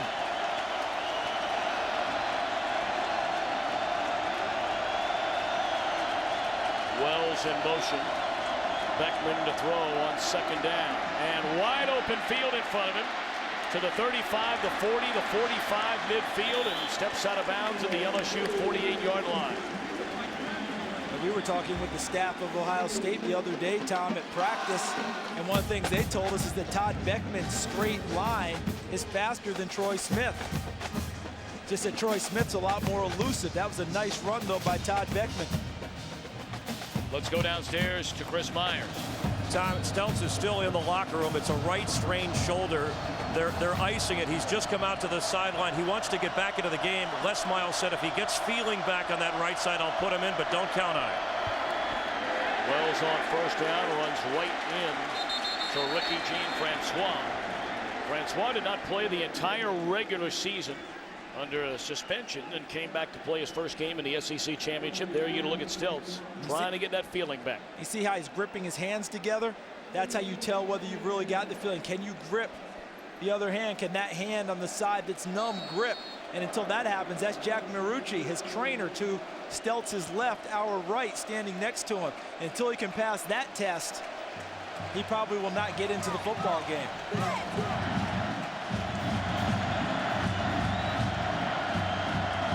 Notice LSU staying in base defense, knowing Ohio State will continue to try and run the ball, too. Beckman rolls, throws to Sane. A catch and maybe a gain of 2. Zeroing in and making a stop, Jonathan Zenon. Beckman is hit on 7 of 14 for 114 yards without a touchdown, 1 interception, which LSU turned into a touchdown. And now it comes up again for Ohio State. Can their wide receivers win the battles on the perimeter to allow them to pick up a 3rd and long? Chances are you'll see Bo Pelini apply pressure on this snap. Well split far to the right.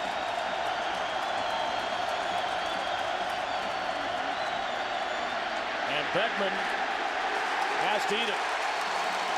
Boy, he had 2 wide open receivers and did not see either one of them. That's what the pressure does for you, because now instead of Beckman focusing downfield and finding receivers, he's feeling pressure. So are his eyes downfield to find a receiver? See, they're running man for man with him. LSU feels again, they can't beat us downfield. I'm locked up. Coach, no problem. Go get them up front, guys, and that's exactly what's happening. Early Doucette has dropped back to his own 10. A.J. Trapasso on to punt it away for Ohio State. We're under 6 minutes here in the 3rd quarter. And LSU leading by 3 scores. Good punt by Trapasso, and they'll spot it at the 11-yard line. So the Bayou Bengals leading 31-10.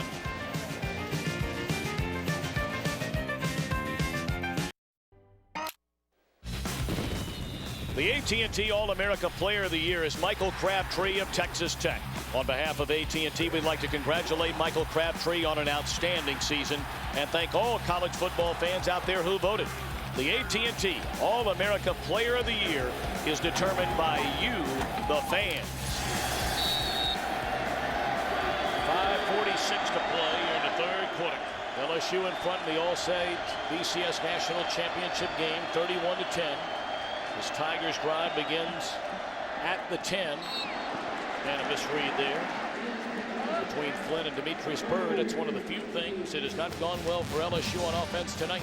One of the very few things, and A.J. Trapasso, the punter for Ohio State, has changed field position finally for the Buckeyes. making LSU go the long field.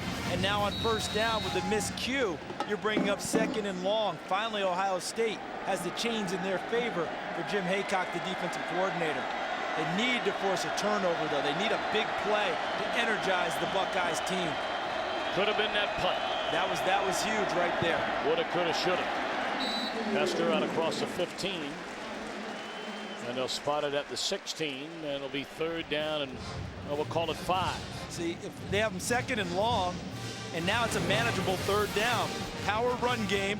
Sean Jordan, number 40, leading Jacob Hester, number 18. Look how they lock up. Big Herman Johnson, number 79, just moves his man just enough to allow Hester to follow Jordan into the hole.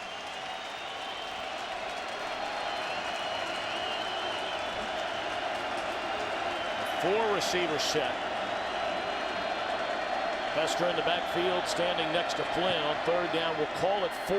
A slant, 1st down to the tight end Dixon, out to the 28-yard line. Gary Croton again spreads out Ohio State and forces James Laurinaitis, the All-American linebacker, now to cover the tight end, Richard Dixon. And Dixon beats him inside on a slant for another 1st down. The spreading of the formations makes guys who ordinarily aren't cover guys have to become cover guys. And obviously, you're not playing to your strength when that's happening. Clock continuing to run, another 1st down, and they hand it to Hester, who breaks a couple of tackles, and he picks up 2. 2nd down and 8 for LSU. Clock now under 4:30 in the 3rd. Go back to the touchdown earlier from the Fox jumper scope. This is the 2nd quarter, the 2nd touchdown pass of the game for Matt Flynn. You have the 2 outside receivers run inside. That's Mitchell, number 86, and Murphy, 26. And then behind it is LaFell running an out route over the top of number 2, Malcolm Jenkins. Looked like a zone blitz, and Jenkins just got beaten to the corner, and a beautiful throw by Flynn, rolling to his left and throwing against his body with touch. Flynn has been waiting and waiting and waiting. And waiting. For this night to play. And an interception by Malcolm Jenkins. And he's into the end zone. Touchdown. No, they're saying he stepped out of bounds at the 11-yard line. But you said it, Charles. They had to have a play to get back into thing. And that's a play. And what that does is it energizes the fan base for Ohio State. It brings the bench back into the ball game. LSU looks like they're about to apply the crusher, up 31-10 and controlling the football. And instead, they're handing hope back to Ohio State. Flynn in the shotgun throws the route. His receiver breaks inside. He throws it to the outside. So it was a miscommunication and a great pick by Malcolm Jenkins. Coming right at you now. See where the route was thrown? That was Terrence Tolliver, the freshman, breaking inside. Flynn thinks he's supposed to be outside. And they thought he was in the end zone, but he stepped out of bounds. They'll spot it at the 11 for Ohio State, trying to get back in it. And they have to score 6 on this possession. Chris Wells down to the 6-yard line. Let's see if he indeed stepped out. Right there. Good call. Right there. Excellent call. You see the official right on the spot, eyeballing it on the sideline. That's terrific hustle by the officiating crew. Right on top of the play. 3:20 to play in the 3rd quarter. Ohio State down by 21, but inside the LSU 10. Yeah, a field goal here is a win for LSU. Has to be 6 for the Buckeyes. And again, they'll turn and hand it to Chris Wells, and he's inside the 5, and depending on the spot, it might be enough for a 1st down. He needed to get to the 1, and he's very close to that. Might be about 4 inches short. To the left side of the line, number 75, Alex Boone, and it looks like they brought number 74, Kirk Barton, over to play guard on that play. And look at the hole they chopped. Leading Beanie Wells and getting some help from Ben Person, number 63. 3rd and less than a yard. Wells one more time, and he's denied into the backfield. Ricky Jean-Francois, and now Jim Tressel on 4th down. Big decision. Big decision. See, my thought process was 4th and short. You go for it. But now at 4th and 5, I'm wondering if you get the 3 and get something positive out of it. I thought anything less would be a win.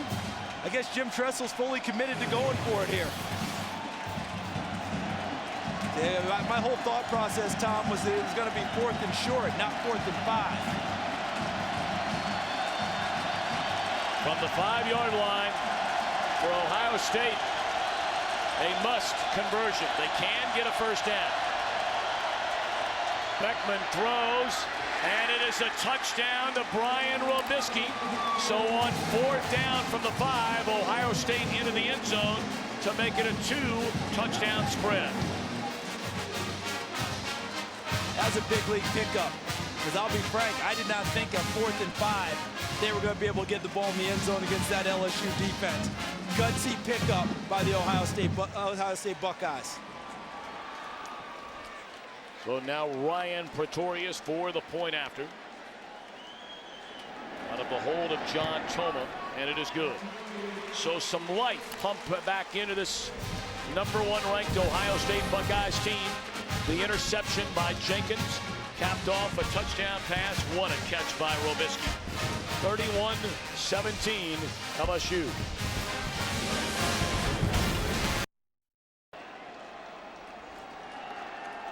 Todd Beckman, the touchdown throw on 4th down from the 5-yard line to Brian Robisky.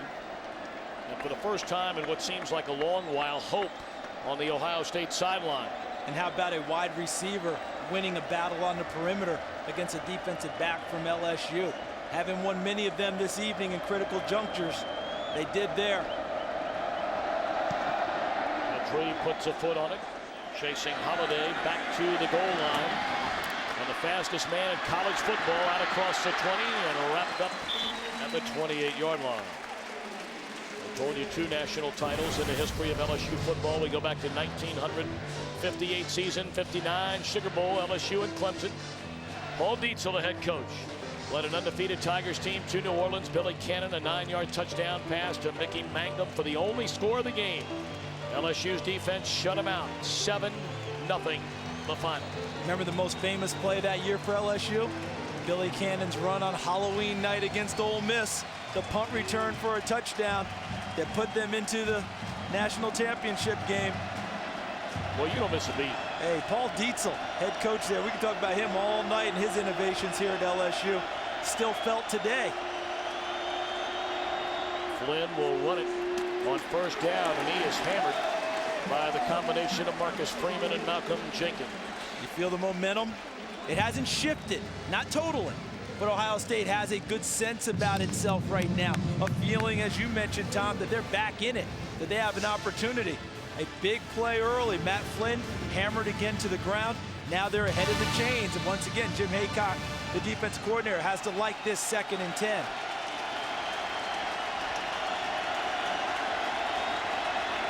Three wide receivers off to the left.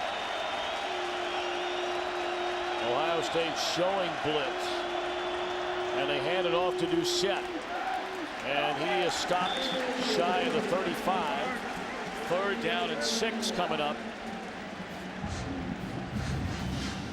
And granted, we have an entire quarter left, but you talked about at least teetering on the brink of a big momentum swing. It would teeter a little more in favor of Ohio State with a 3rd down stop here. And I can predict safely to you, I believe, if they stop them here and force a punt, there will be no pump block on by Ohio State. They will want the football and nothing more. That will be the final play of the 3rd quarter. Ohio State jumped in front 10-0, fell behind 31-10, comes up with an interception and a touchdown. The All-State BCS National Championship game continues after these messages from your local Fox station.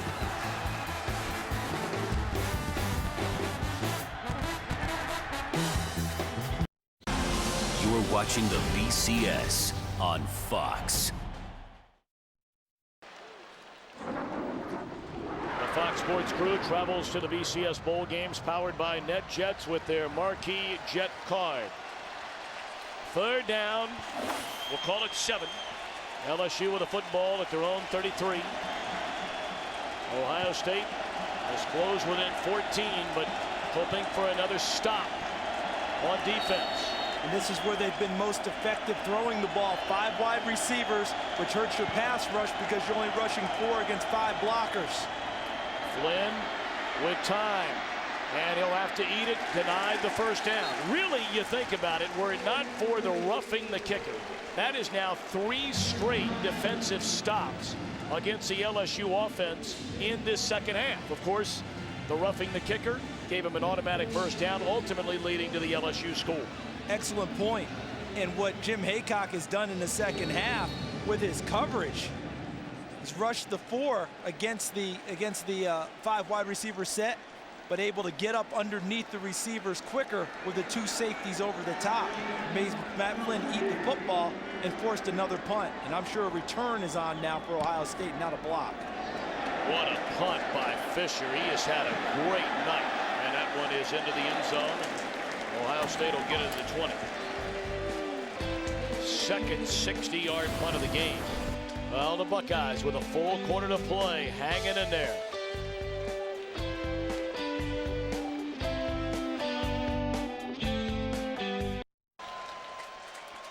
Ohio State with a football, 14:09 to play from the All-State BCS National Championship game. LSU in front by 2 touchdowns. We've talked about how important it has been for Ohio State to establish a rhythm on offense, but LSU equally important for them on defense. Their team follows their lead in how the defense plays.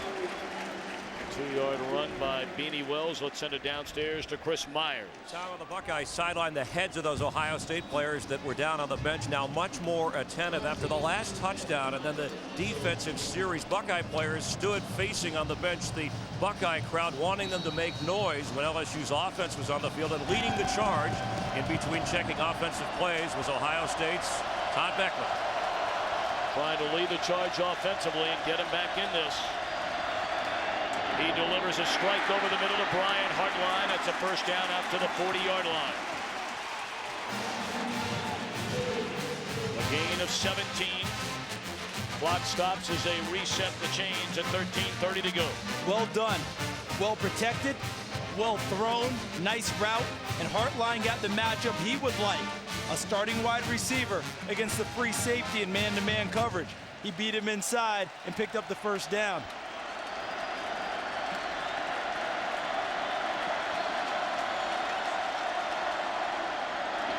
To Wells, he slips to the outside, dances over one tackler, and that's close to a 10-yard pickup for Wells.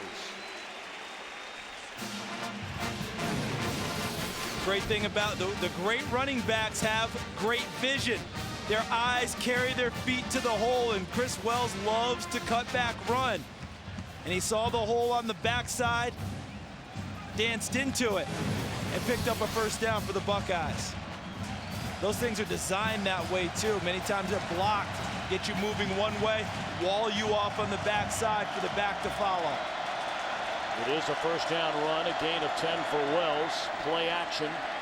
Beckman looking across the middle. It's caught by Robisky. Another first down to the LSU 37-yard line. This looks like the Ohio State we saw early in the ball game. 1st and 10, not necessarily a run down for them. But because they've run the ball effectively, it opens things up. So we see Terry Robisky, the father of Brian Robisky.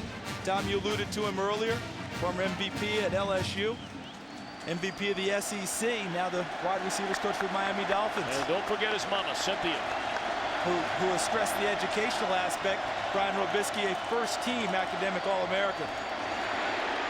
Lofted down the sideline with an A on Ray Small, and great coverage out there by Shevis Jackson. Chad Jones blitzing from the safety spot, put a hit on Beckman. I think that call was similar to a basketball coach feeling like his team is back on its heels a little bit. I almost sensed that LSU thought that this game was fairly well done, kind of shut it down a little bit, And Bo Pelini said, we're going to, like a lot of coaches say, okay, we're going to press to get the energy back up in basketball. That blitz was to help get the energy back up for LSU tonight. 2nd down and 10. At the LSU 37-yard line. Play fake to Wells. Beckman dancing around and breaks to the outside and takes a hit. Ball comes loose. He was starting to slide, and right when he went into a slide, he took a major hit.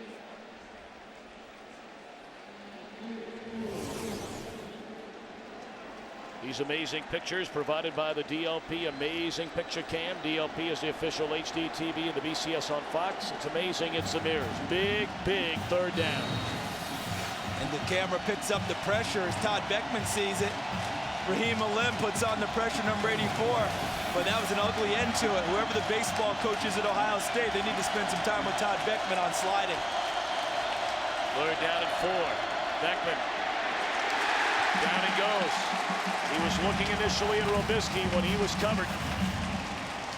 He had a stick in his pocket, so now 4th down decision. You got to believe they're going, trailing in the 4th quarter by 2 touchdowns. Especially with this field position. But the coverage, again, so tight that he has nowhere to go with the ball. Jonathan Zenon locks up Brian Robisky. Ray Small can't get away from Shevis Jackson, number 21. The routes that have worked so far is when Ohio State's been able to spread and get matchups with their wide receivers on the safeties. And they get Robisky or Hartline in the same type of formation. Timeout. Play clock was down to 4. A big one. 4th and 7 coming up for Ohio State. Keeps it coming. Still 10:51 to play, but right now, so far, unquestionably the biggest play of the night. 4th and 7.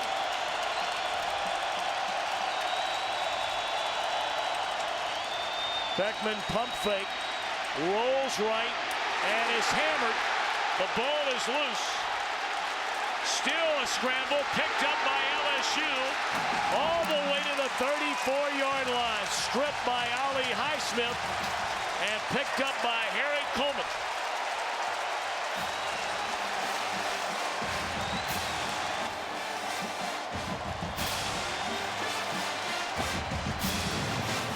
They tried to max protect and run a 2-receiver route, but because the coverage has been so tight, there's nowhere really to go. Turned out it was 3 receivers in the pattern, but he had nowhere to go. And once he had nowhere to go, the rush finally got to him. Highsmith with the strip. See the hustle by Pittman, 49, and Coleman continues to show up. Mr. Johnny on the spot all night long for LSU. Boy, what a game Coleman has indeed had. Covered up a fumble early in the game. He's made some big hits, big play there.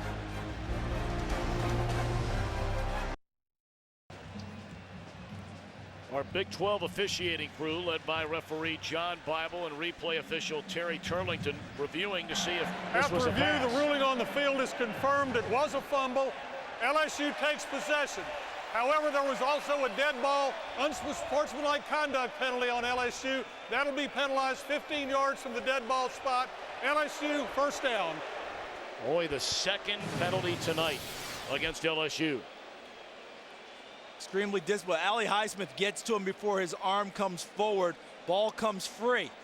See Highsmith, Beckman trying to get launched, but the arm is never able to come forward. So the ruling stands. Ball's free, fumble, and then unsportsmanlike conduct. And look at the anguish on the side of Ohio State, just as hope had started to jump up there again. Now still, 10:37 on the clock. It's not over yet. It's up to Ohio State's defense to jump back in again as LSU goes back to the pistol formation. And they give it to Hester.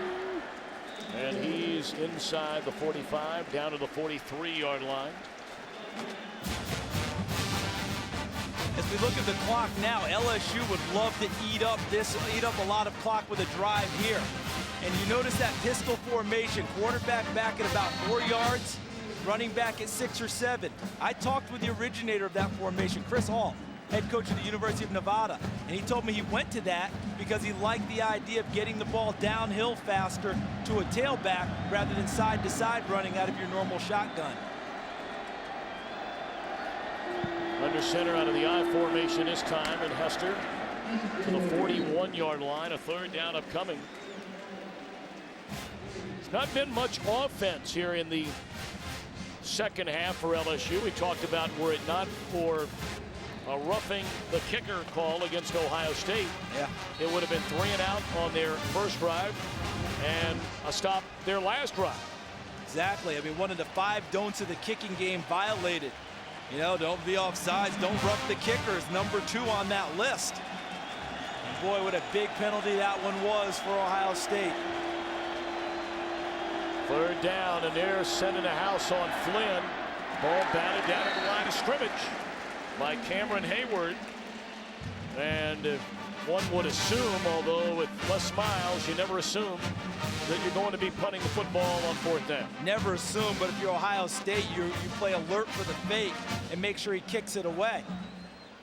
And don't be surprised here if LSU tries to take a delay penalty, if at all possible. I guess they can't, you know, if the clock runs down, take a delay and try and get 5 yards to help their punter because of the space that he has on the field. Ball's at about the 41-yard line.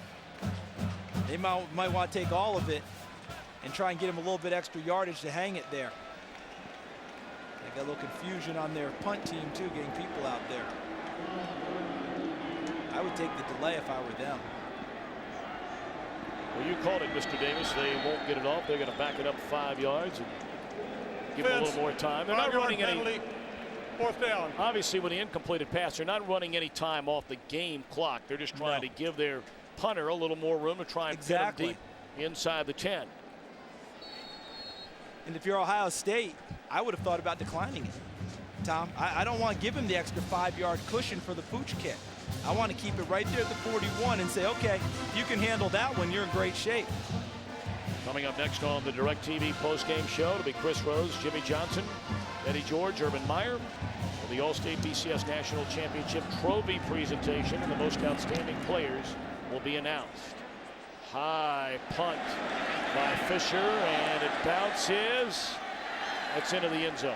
See, in college, as soon as the player breaks the plane and is in the end zone, that's it. 9:02 left. 31-17 LSU. Time for our Dodge game summary. Matt Flynn, 16 of 29, 3 touchdowns, only 1 interception. Confused Ohio State on defense throughout the entire opening half. Chris Wells, 16 carries, 141 yards, including a 65-yard touchdown run the opening possession. But again, Ohio State has fallen behind and not handed the ball off much. Give it to Wells on 1st down, and he'll pick up close to 4. Clock now under 9 minutes.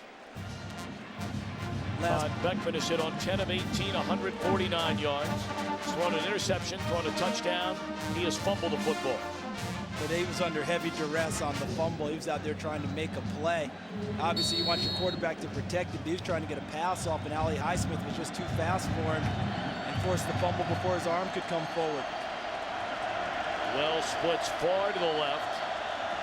Empty backfield. And Beckman fires to Robisky. And he needed to get to the 30 for a 1st down. Looks to be a little bit short, which will keep the clock running. Have to think about moving with a little bit of haste now if you're Ohio State. It's not a place where you're in a total hurry up, but you're thinking about getting guys in and out of the huddle, off the sideline, getting a play called and keep it moving. 2 scores still to be made up. Well, they're wasting a lot of time here after 1st down on a handoff to Wells, 2nd down, huddling up. And then they come out quickly out of a tight formation, or into a tight formation. They didn't get it. And Wells denied the 1st down. Ohio State going to have to go with 7.5 minutes left, trailing by 2 touchdowns. And what's different this year, you remember last year when they went for that 4th down in their own territory and didn't get it, and that was pretty much the ball game? This one is one where you have to go for it. There it was a decision and a gamble by Jim Tressel. This is one you have to take that gamble and go. Need a yard, maybe a little less than a yard. 2 tight ends. They give it to Wells. And he appears to have enough for a first down. Clock will stop, 7:04 until they reset the chains.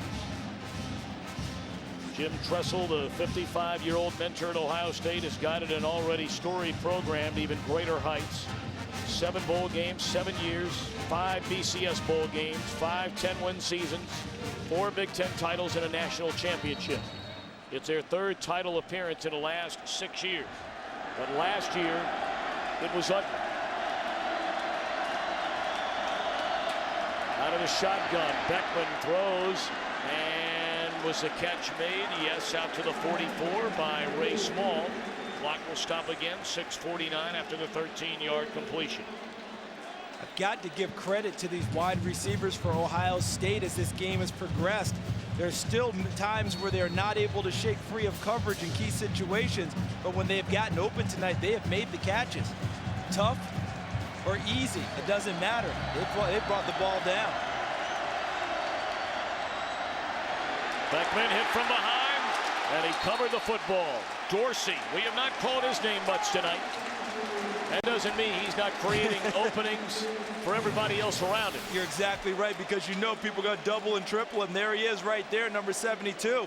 And he just beats Steve Rearing, number 71. Jim Cordell, number 64, tries to come over and help, but it's too late as he knocks the ball free from the back, and Beckman alertly falls on the football. Tell you, Charles, I am stunned Ohio State is not in a more hurry-up mode offensively. They're huddling up every down. I'm watching the clock. I would just think that they'd be a little more high tempo. You can still huddle, but you have to increase the pace. In and out of the hands of Brian Hartline. Excellent coverage by Chad Jones. Jones, an outstanding baseball player, drafted in the 3rd round by the Houston Astros. Many believed he would have been a very high pick were it not for him letting everybody know that he wanted to play football. And he wanted a great deal amount of money, probably more than that slot. Brandon Sane, we haven't seen much of. Remember how the game started with the wheel routes? There he is. He's back in the game now, number 3. Timeout LSU. And that may have been why LSU spends a timeout, seeing Sane back on the field. 5:50 to go.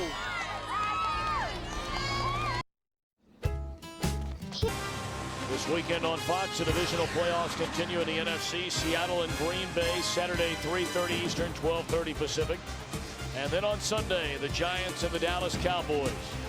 Sunday 4 Eastern, 1 Pacific in high definition only on Fox.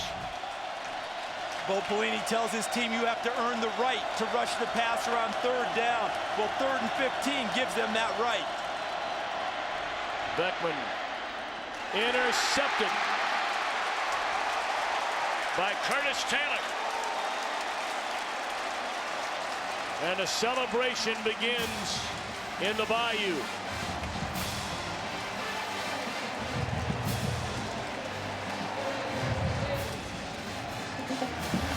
You hear that music in the background, LSU saluting their defense. That's the theme music from the old TV show Terry and the Pirates, where Paul Dietzel pulled his defense. The defensive name he had, the Chinese Bandits, were known as the meanest people in all of the land at that time. And that's where the music came from. And they still salute the LSU defense after 3rd down stops or turnovers. So now Matt Flynn, the senior from Tyler, Texas, will bring his team out onto the field. 5:43 to play and a 2-touchdown lead. And they're going to throw it. The early new set on 1st down. And he is out of bounds. A very surprising, A, they're throwing, and B, that you're running out of bounds. Yeah, I think B is the more egregious deal there. Early Doucette's a senior. He's got to know better. Clock running is what you want if you're LSU. You've got enough points at 31-17. But what's the other? The clock is now your friend. Stay in bounds. Let it churn. I'm sure his sideline gave him an earful as he danced over after that play. I think we'll see a little more of Hester in this situation. Well, they fake the handoff to Hester, and then Flynn going to keep it himself. Picks up 2. 3rd down and 3 upcoming. Time now for the All-State good hands play of the game.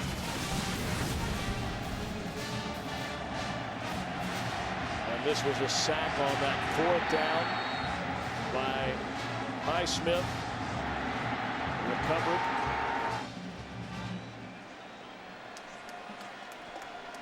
Ali Highsmith, All-American, the first All-American linebacker at LSU since Brady James in 2002. Man, that guy was a player, Brady James. Yes, he was. He's the first AP All-American since Michael Brooks in 1986. Throw it to Doucette. And did he get enough for a first down? It's going to be a close. Depends on where the foot goes on the spot. Laurinaitis had him around the leg, and then when he came down, it depends on the spot. And you know something? I think they're signaling 4th down, but if you're LSU, you go for it here. You know why? Let the clock run. Possession is huge. Punting the ball away, field position, not as huge with a 2-touchdown cushion. You find Jacob Hester 18, or you run Matt Flynn on the sneak, and you keep the football and get another set of downs. Of course, 4th down becomes part of the MO for Les Miles. Yeah. Joseph Barksdale back in the ballgame, number 78. They've run sneak here before. And they do again, and they do to convert. Of course, it was that Florida game when on 4th down, Les Miles 5 times went on a 4th down call and was 5 for 5 in that huge win over the 9th ranked at the time Florida Gators.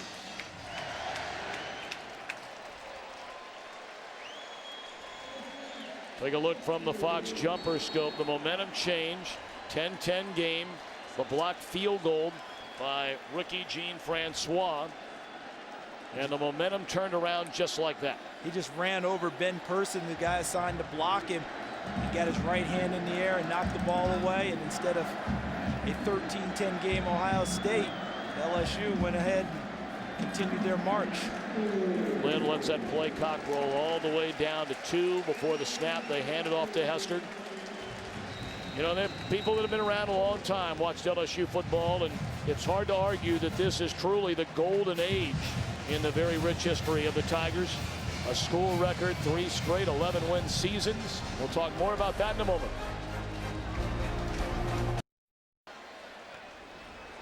You know, continuing that theme, Charles, about is this the golden age, I mean, of LSU football. 3 straight 11-win seasons, an SEC title, 2 bowl victories. This would be a 3rd back-to-back top 5 final rankings, 7 first-team All-Americans, and now a shot at a national championship.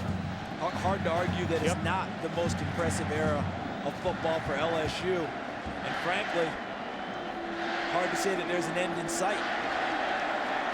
Flynn picks up another first down to the 30-yard line. Let's go downstairs to Chris Myers.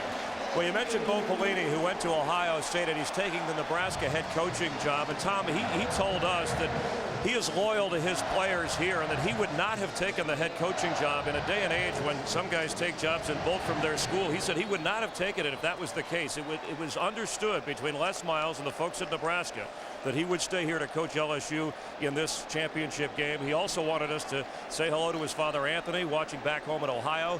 Proud of his son who wanted to be here fighting an illness. He's doing a lot better now. It's amazing the Ohio connections, Charles, we have seen in back-to-back seasons here in the national championship game. There's a pitch to Murphy to the inside and still on his feet down to the 7-yard line. Let's not forget Les Miles through all that Michigan talk and about whether he would return to his alma mater. He grew up in Elyria, Ohio, just outside of Cleveland. Played at Michigan for Bo Schembechler, and everybody and his brother, except for him, thought he was going back to Michigan upon the retirement of Lloyd Carr. He's got to paraphrase his beloved head coach who just passed away last year, Bo Schembechler, because he's now an LSU man, and an LSU man is going to coach an LSU team, and it appears for a long, long time.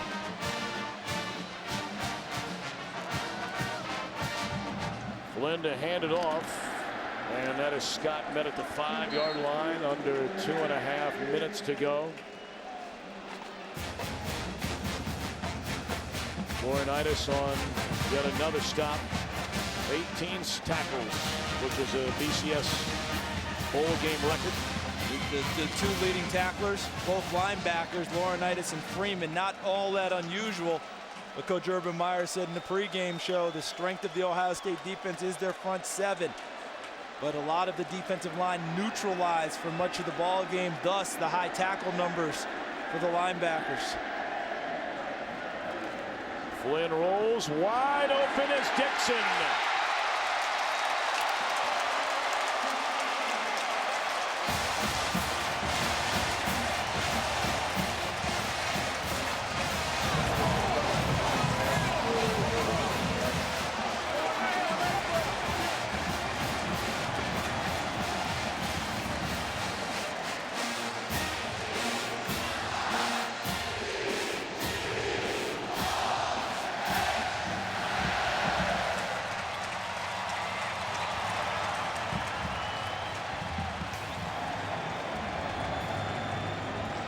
Point after by David is good. And you think the streets, Bourbon Street in New Orleans, will be rocking and rolling tonight. Richard Dixon, a pair of touchdown receptions tonight for Matt Flynn. The first time touchdowns in a game. What a time to do it. When the BCS started, the first champion in '99, your alma mater, Tennessee. A year later, Florida State, then Bob Stoops. The Youngstown natives celebrated a championship. Miami in '02 lost to Jim Tressel and Ohio State in '03. Under Nick Saban, LSU a championship in '04. Pete Carroll in '05. Then Vince Young in an electrifying game, won it out west in '06. Last year, the Gators over Ohio State. And a minute 50 away with a 21-point lead. It appears to be LSU for the second time in the last 5 years. So they would become the first repeat champion in the BCS era and the first two-loss champion in the regular season in the BCS era. Well, we have met some fine young men in this college football season, and I'm not sure you could meet a sweeter kid than Glenn Dorsey. I mean, you know, so highly decorated and everything he's done on the field. But what a kid he is. Raised in Gonzales, Louisiana. They did a great feature on him in our pregame show. He's a guy who overcame having to wear braces on his legs as a child, unable to play while the other children were playing, until his legs got stronger. Small out to the 40, still on his feet to the 46-yard line.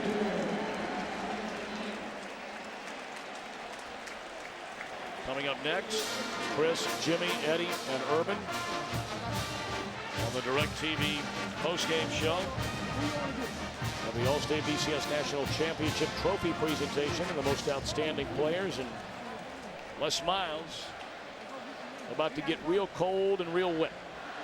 And the happiest man in the world to get just like that. Sean Godet, the kicker, was injured trying to make the tackle. That is Godet. That was the kicker trying to make a play. I certainly hope he's going to be all right.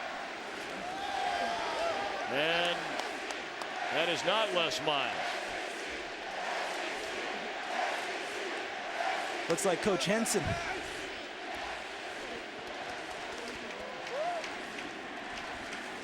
Yeah, that to me, that looked like Josh Henson, the tight end and tight ends coach and recruiting coordinator, who got the first bath.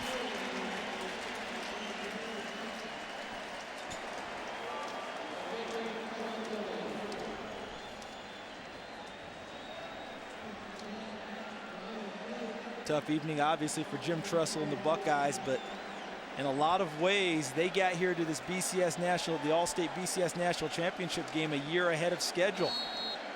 Picked third in the preseason in the Big Ten. Many people had said even before this season, 2008 is when you really need to look out for the Buckeyes, and depending on whether a number of guys will take early entry, they could very well be right back in this game next year.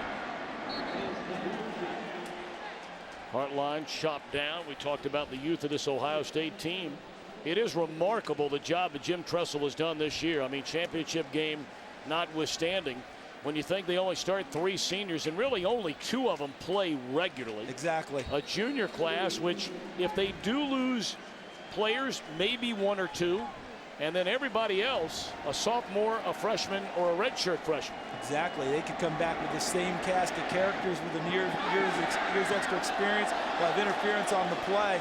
The coverage looked like Jai Eugene, number 4, trying to make the play. The receiver trying to jump back inside and get to the football, had no opportunity to do so. Flag comes out. You know, Charles, I think you and I were both just stunned. Pass interference, defense number 4. That's a 15-yard penalty, first down. I'm not sure if you'd call it venom. I'm not sure if you'd call it bile. I'm not sure what you'd call it. But it was amazing all the heat Ohio State took after that national championship game. They laid an egg. I mean, there's no debate about that. They just got walloped by Florida. But it's not as though they were some Johnny-come-lately program. I mean, this is their 3rd trip to the championship game in the last 6 years. And only USC has a better record over the last 7 seasons overall. Yeah, unfortunately, it was the national stage, and everyone took that as that was the whole thing of the program. Not really true.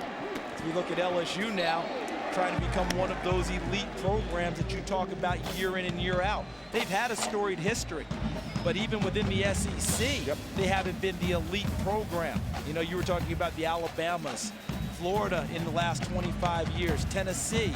You know, those types of programs, Georgia, now LSU, firmly in that pantheon. Oh, yeah. There's no question about it. They'll be the ones to beat, it appears, for a while in the SEC. I know Coach Myers sitting on the set thinking, I've got to take them on again next year, and he hopes to have his shot, as do a number of teams, but they'll be right there doing battle. Lofted into the end zone. Robisky up into the air, caught it, but not a match. I love the effort as this game winds down. You notice these young guys playing as if there's no clock to worry about. You know, they could have very easily, hey, we take a knee, we run the thing out, we get out of here. They're playing this thing out with full effort. It's fun to see, it's nice to see. And you talk about the great young men we've met during this bowl season. They've all been tremendous. It's been a lot of fun meeting all of them. And I want to go to Glenn Dorsey's hometown of Gonzales, Jambalaya Festival every year. Sounds good. Slant by Hartline, and he will race into the end zone for a touchdown. So with 1:13 left, it makes it a 38-24 game with a point after. And go kick the extra point, and then you know we're going to line up for an onside kick. There's no way Jim Tressel's playing this thing out, but not going to play this thing out. There's just no way. That's not part of who he is, nor would Les Miles do it the same way on the other side. Nice throw by Beckman. Well-thrown ball. Hartline with the catch. Breaks a tackle and gets into the end zone. Pretorius with a point after to make it a 14-point spread with 1:13 to go.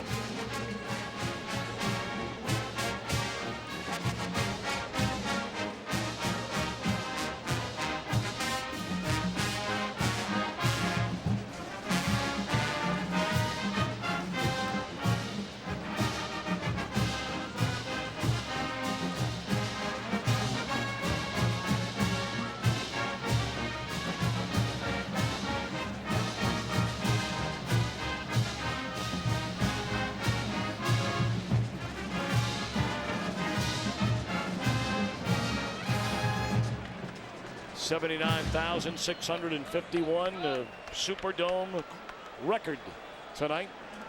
And again, a reminder, our DirecTV post-game coverage coming your way, the trophy presentation, the most outstanding players, and final thoughts.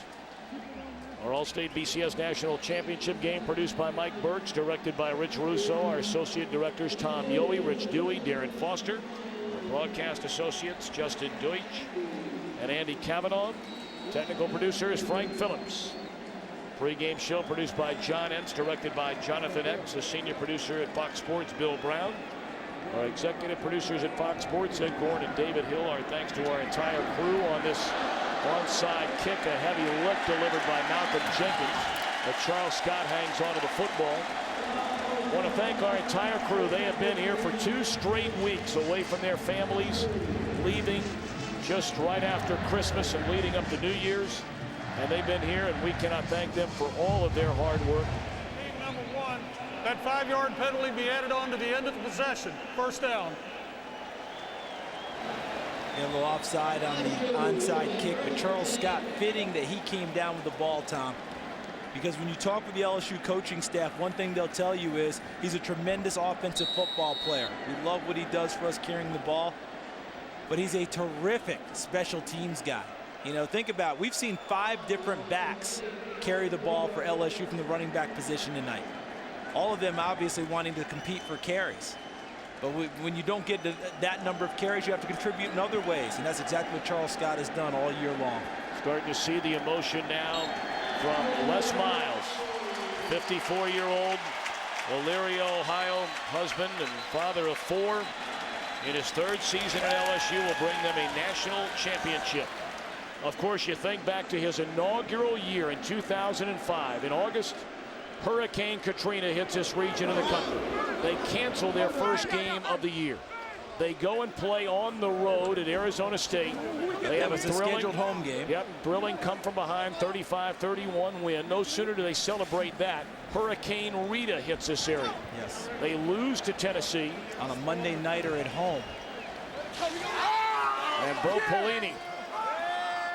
Take that to Nebraska with you, Bo. That's what I'm talking about. And if you're a young man who's playing at Nebraska and you play defense, under that guy, you'll have a chance to become the black shirts defense again.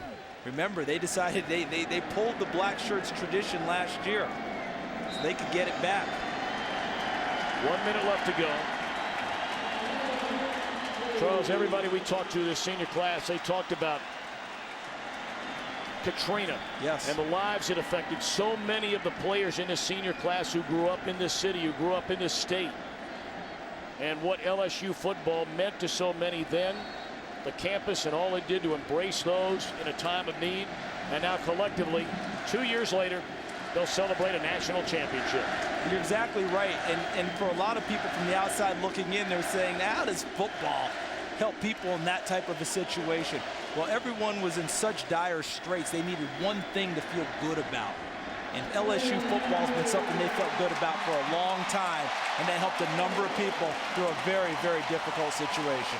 Well, congratulations to the LSU Tigers, the 2008 All-State BCS National Champions.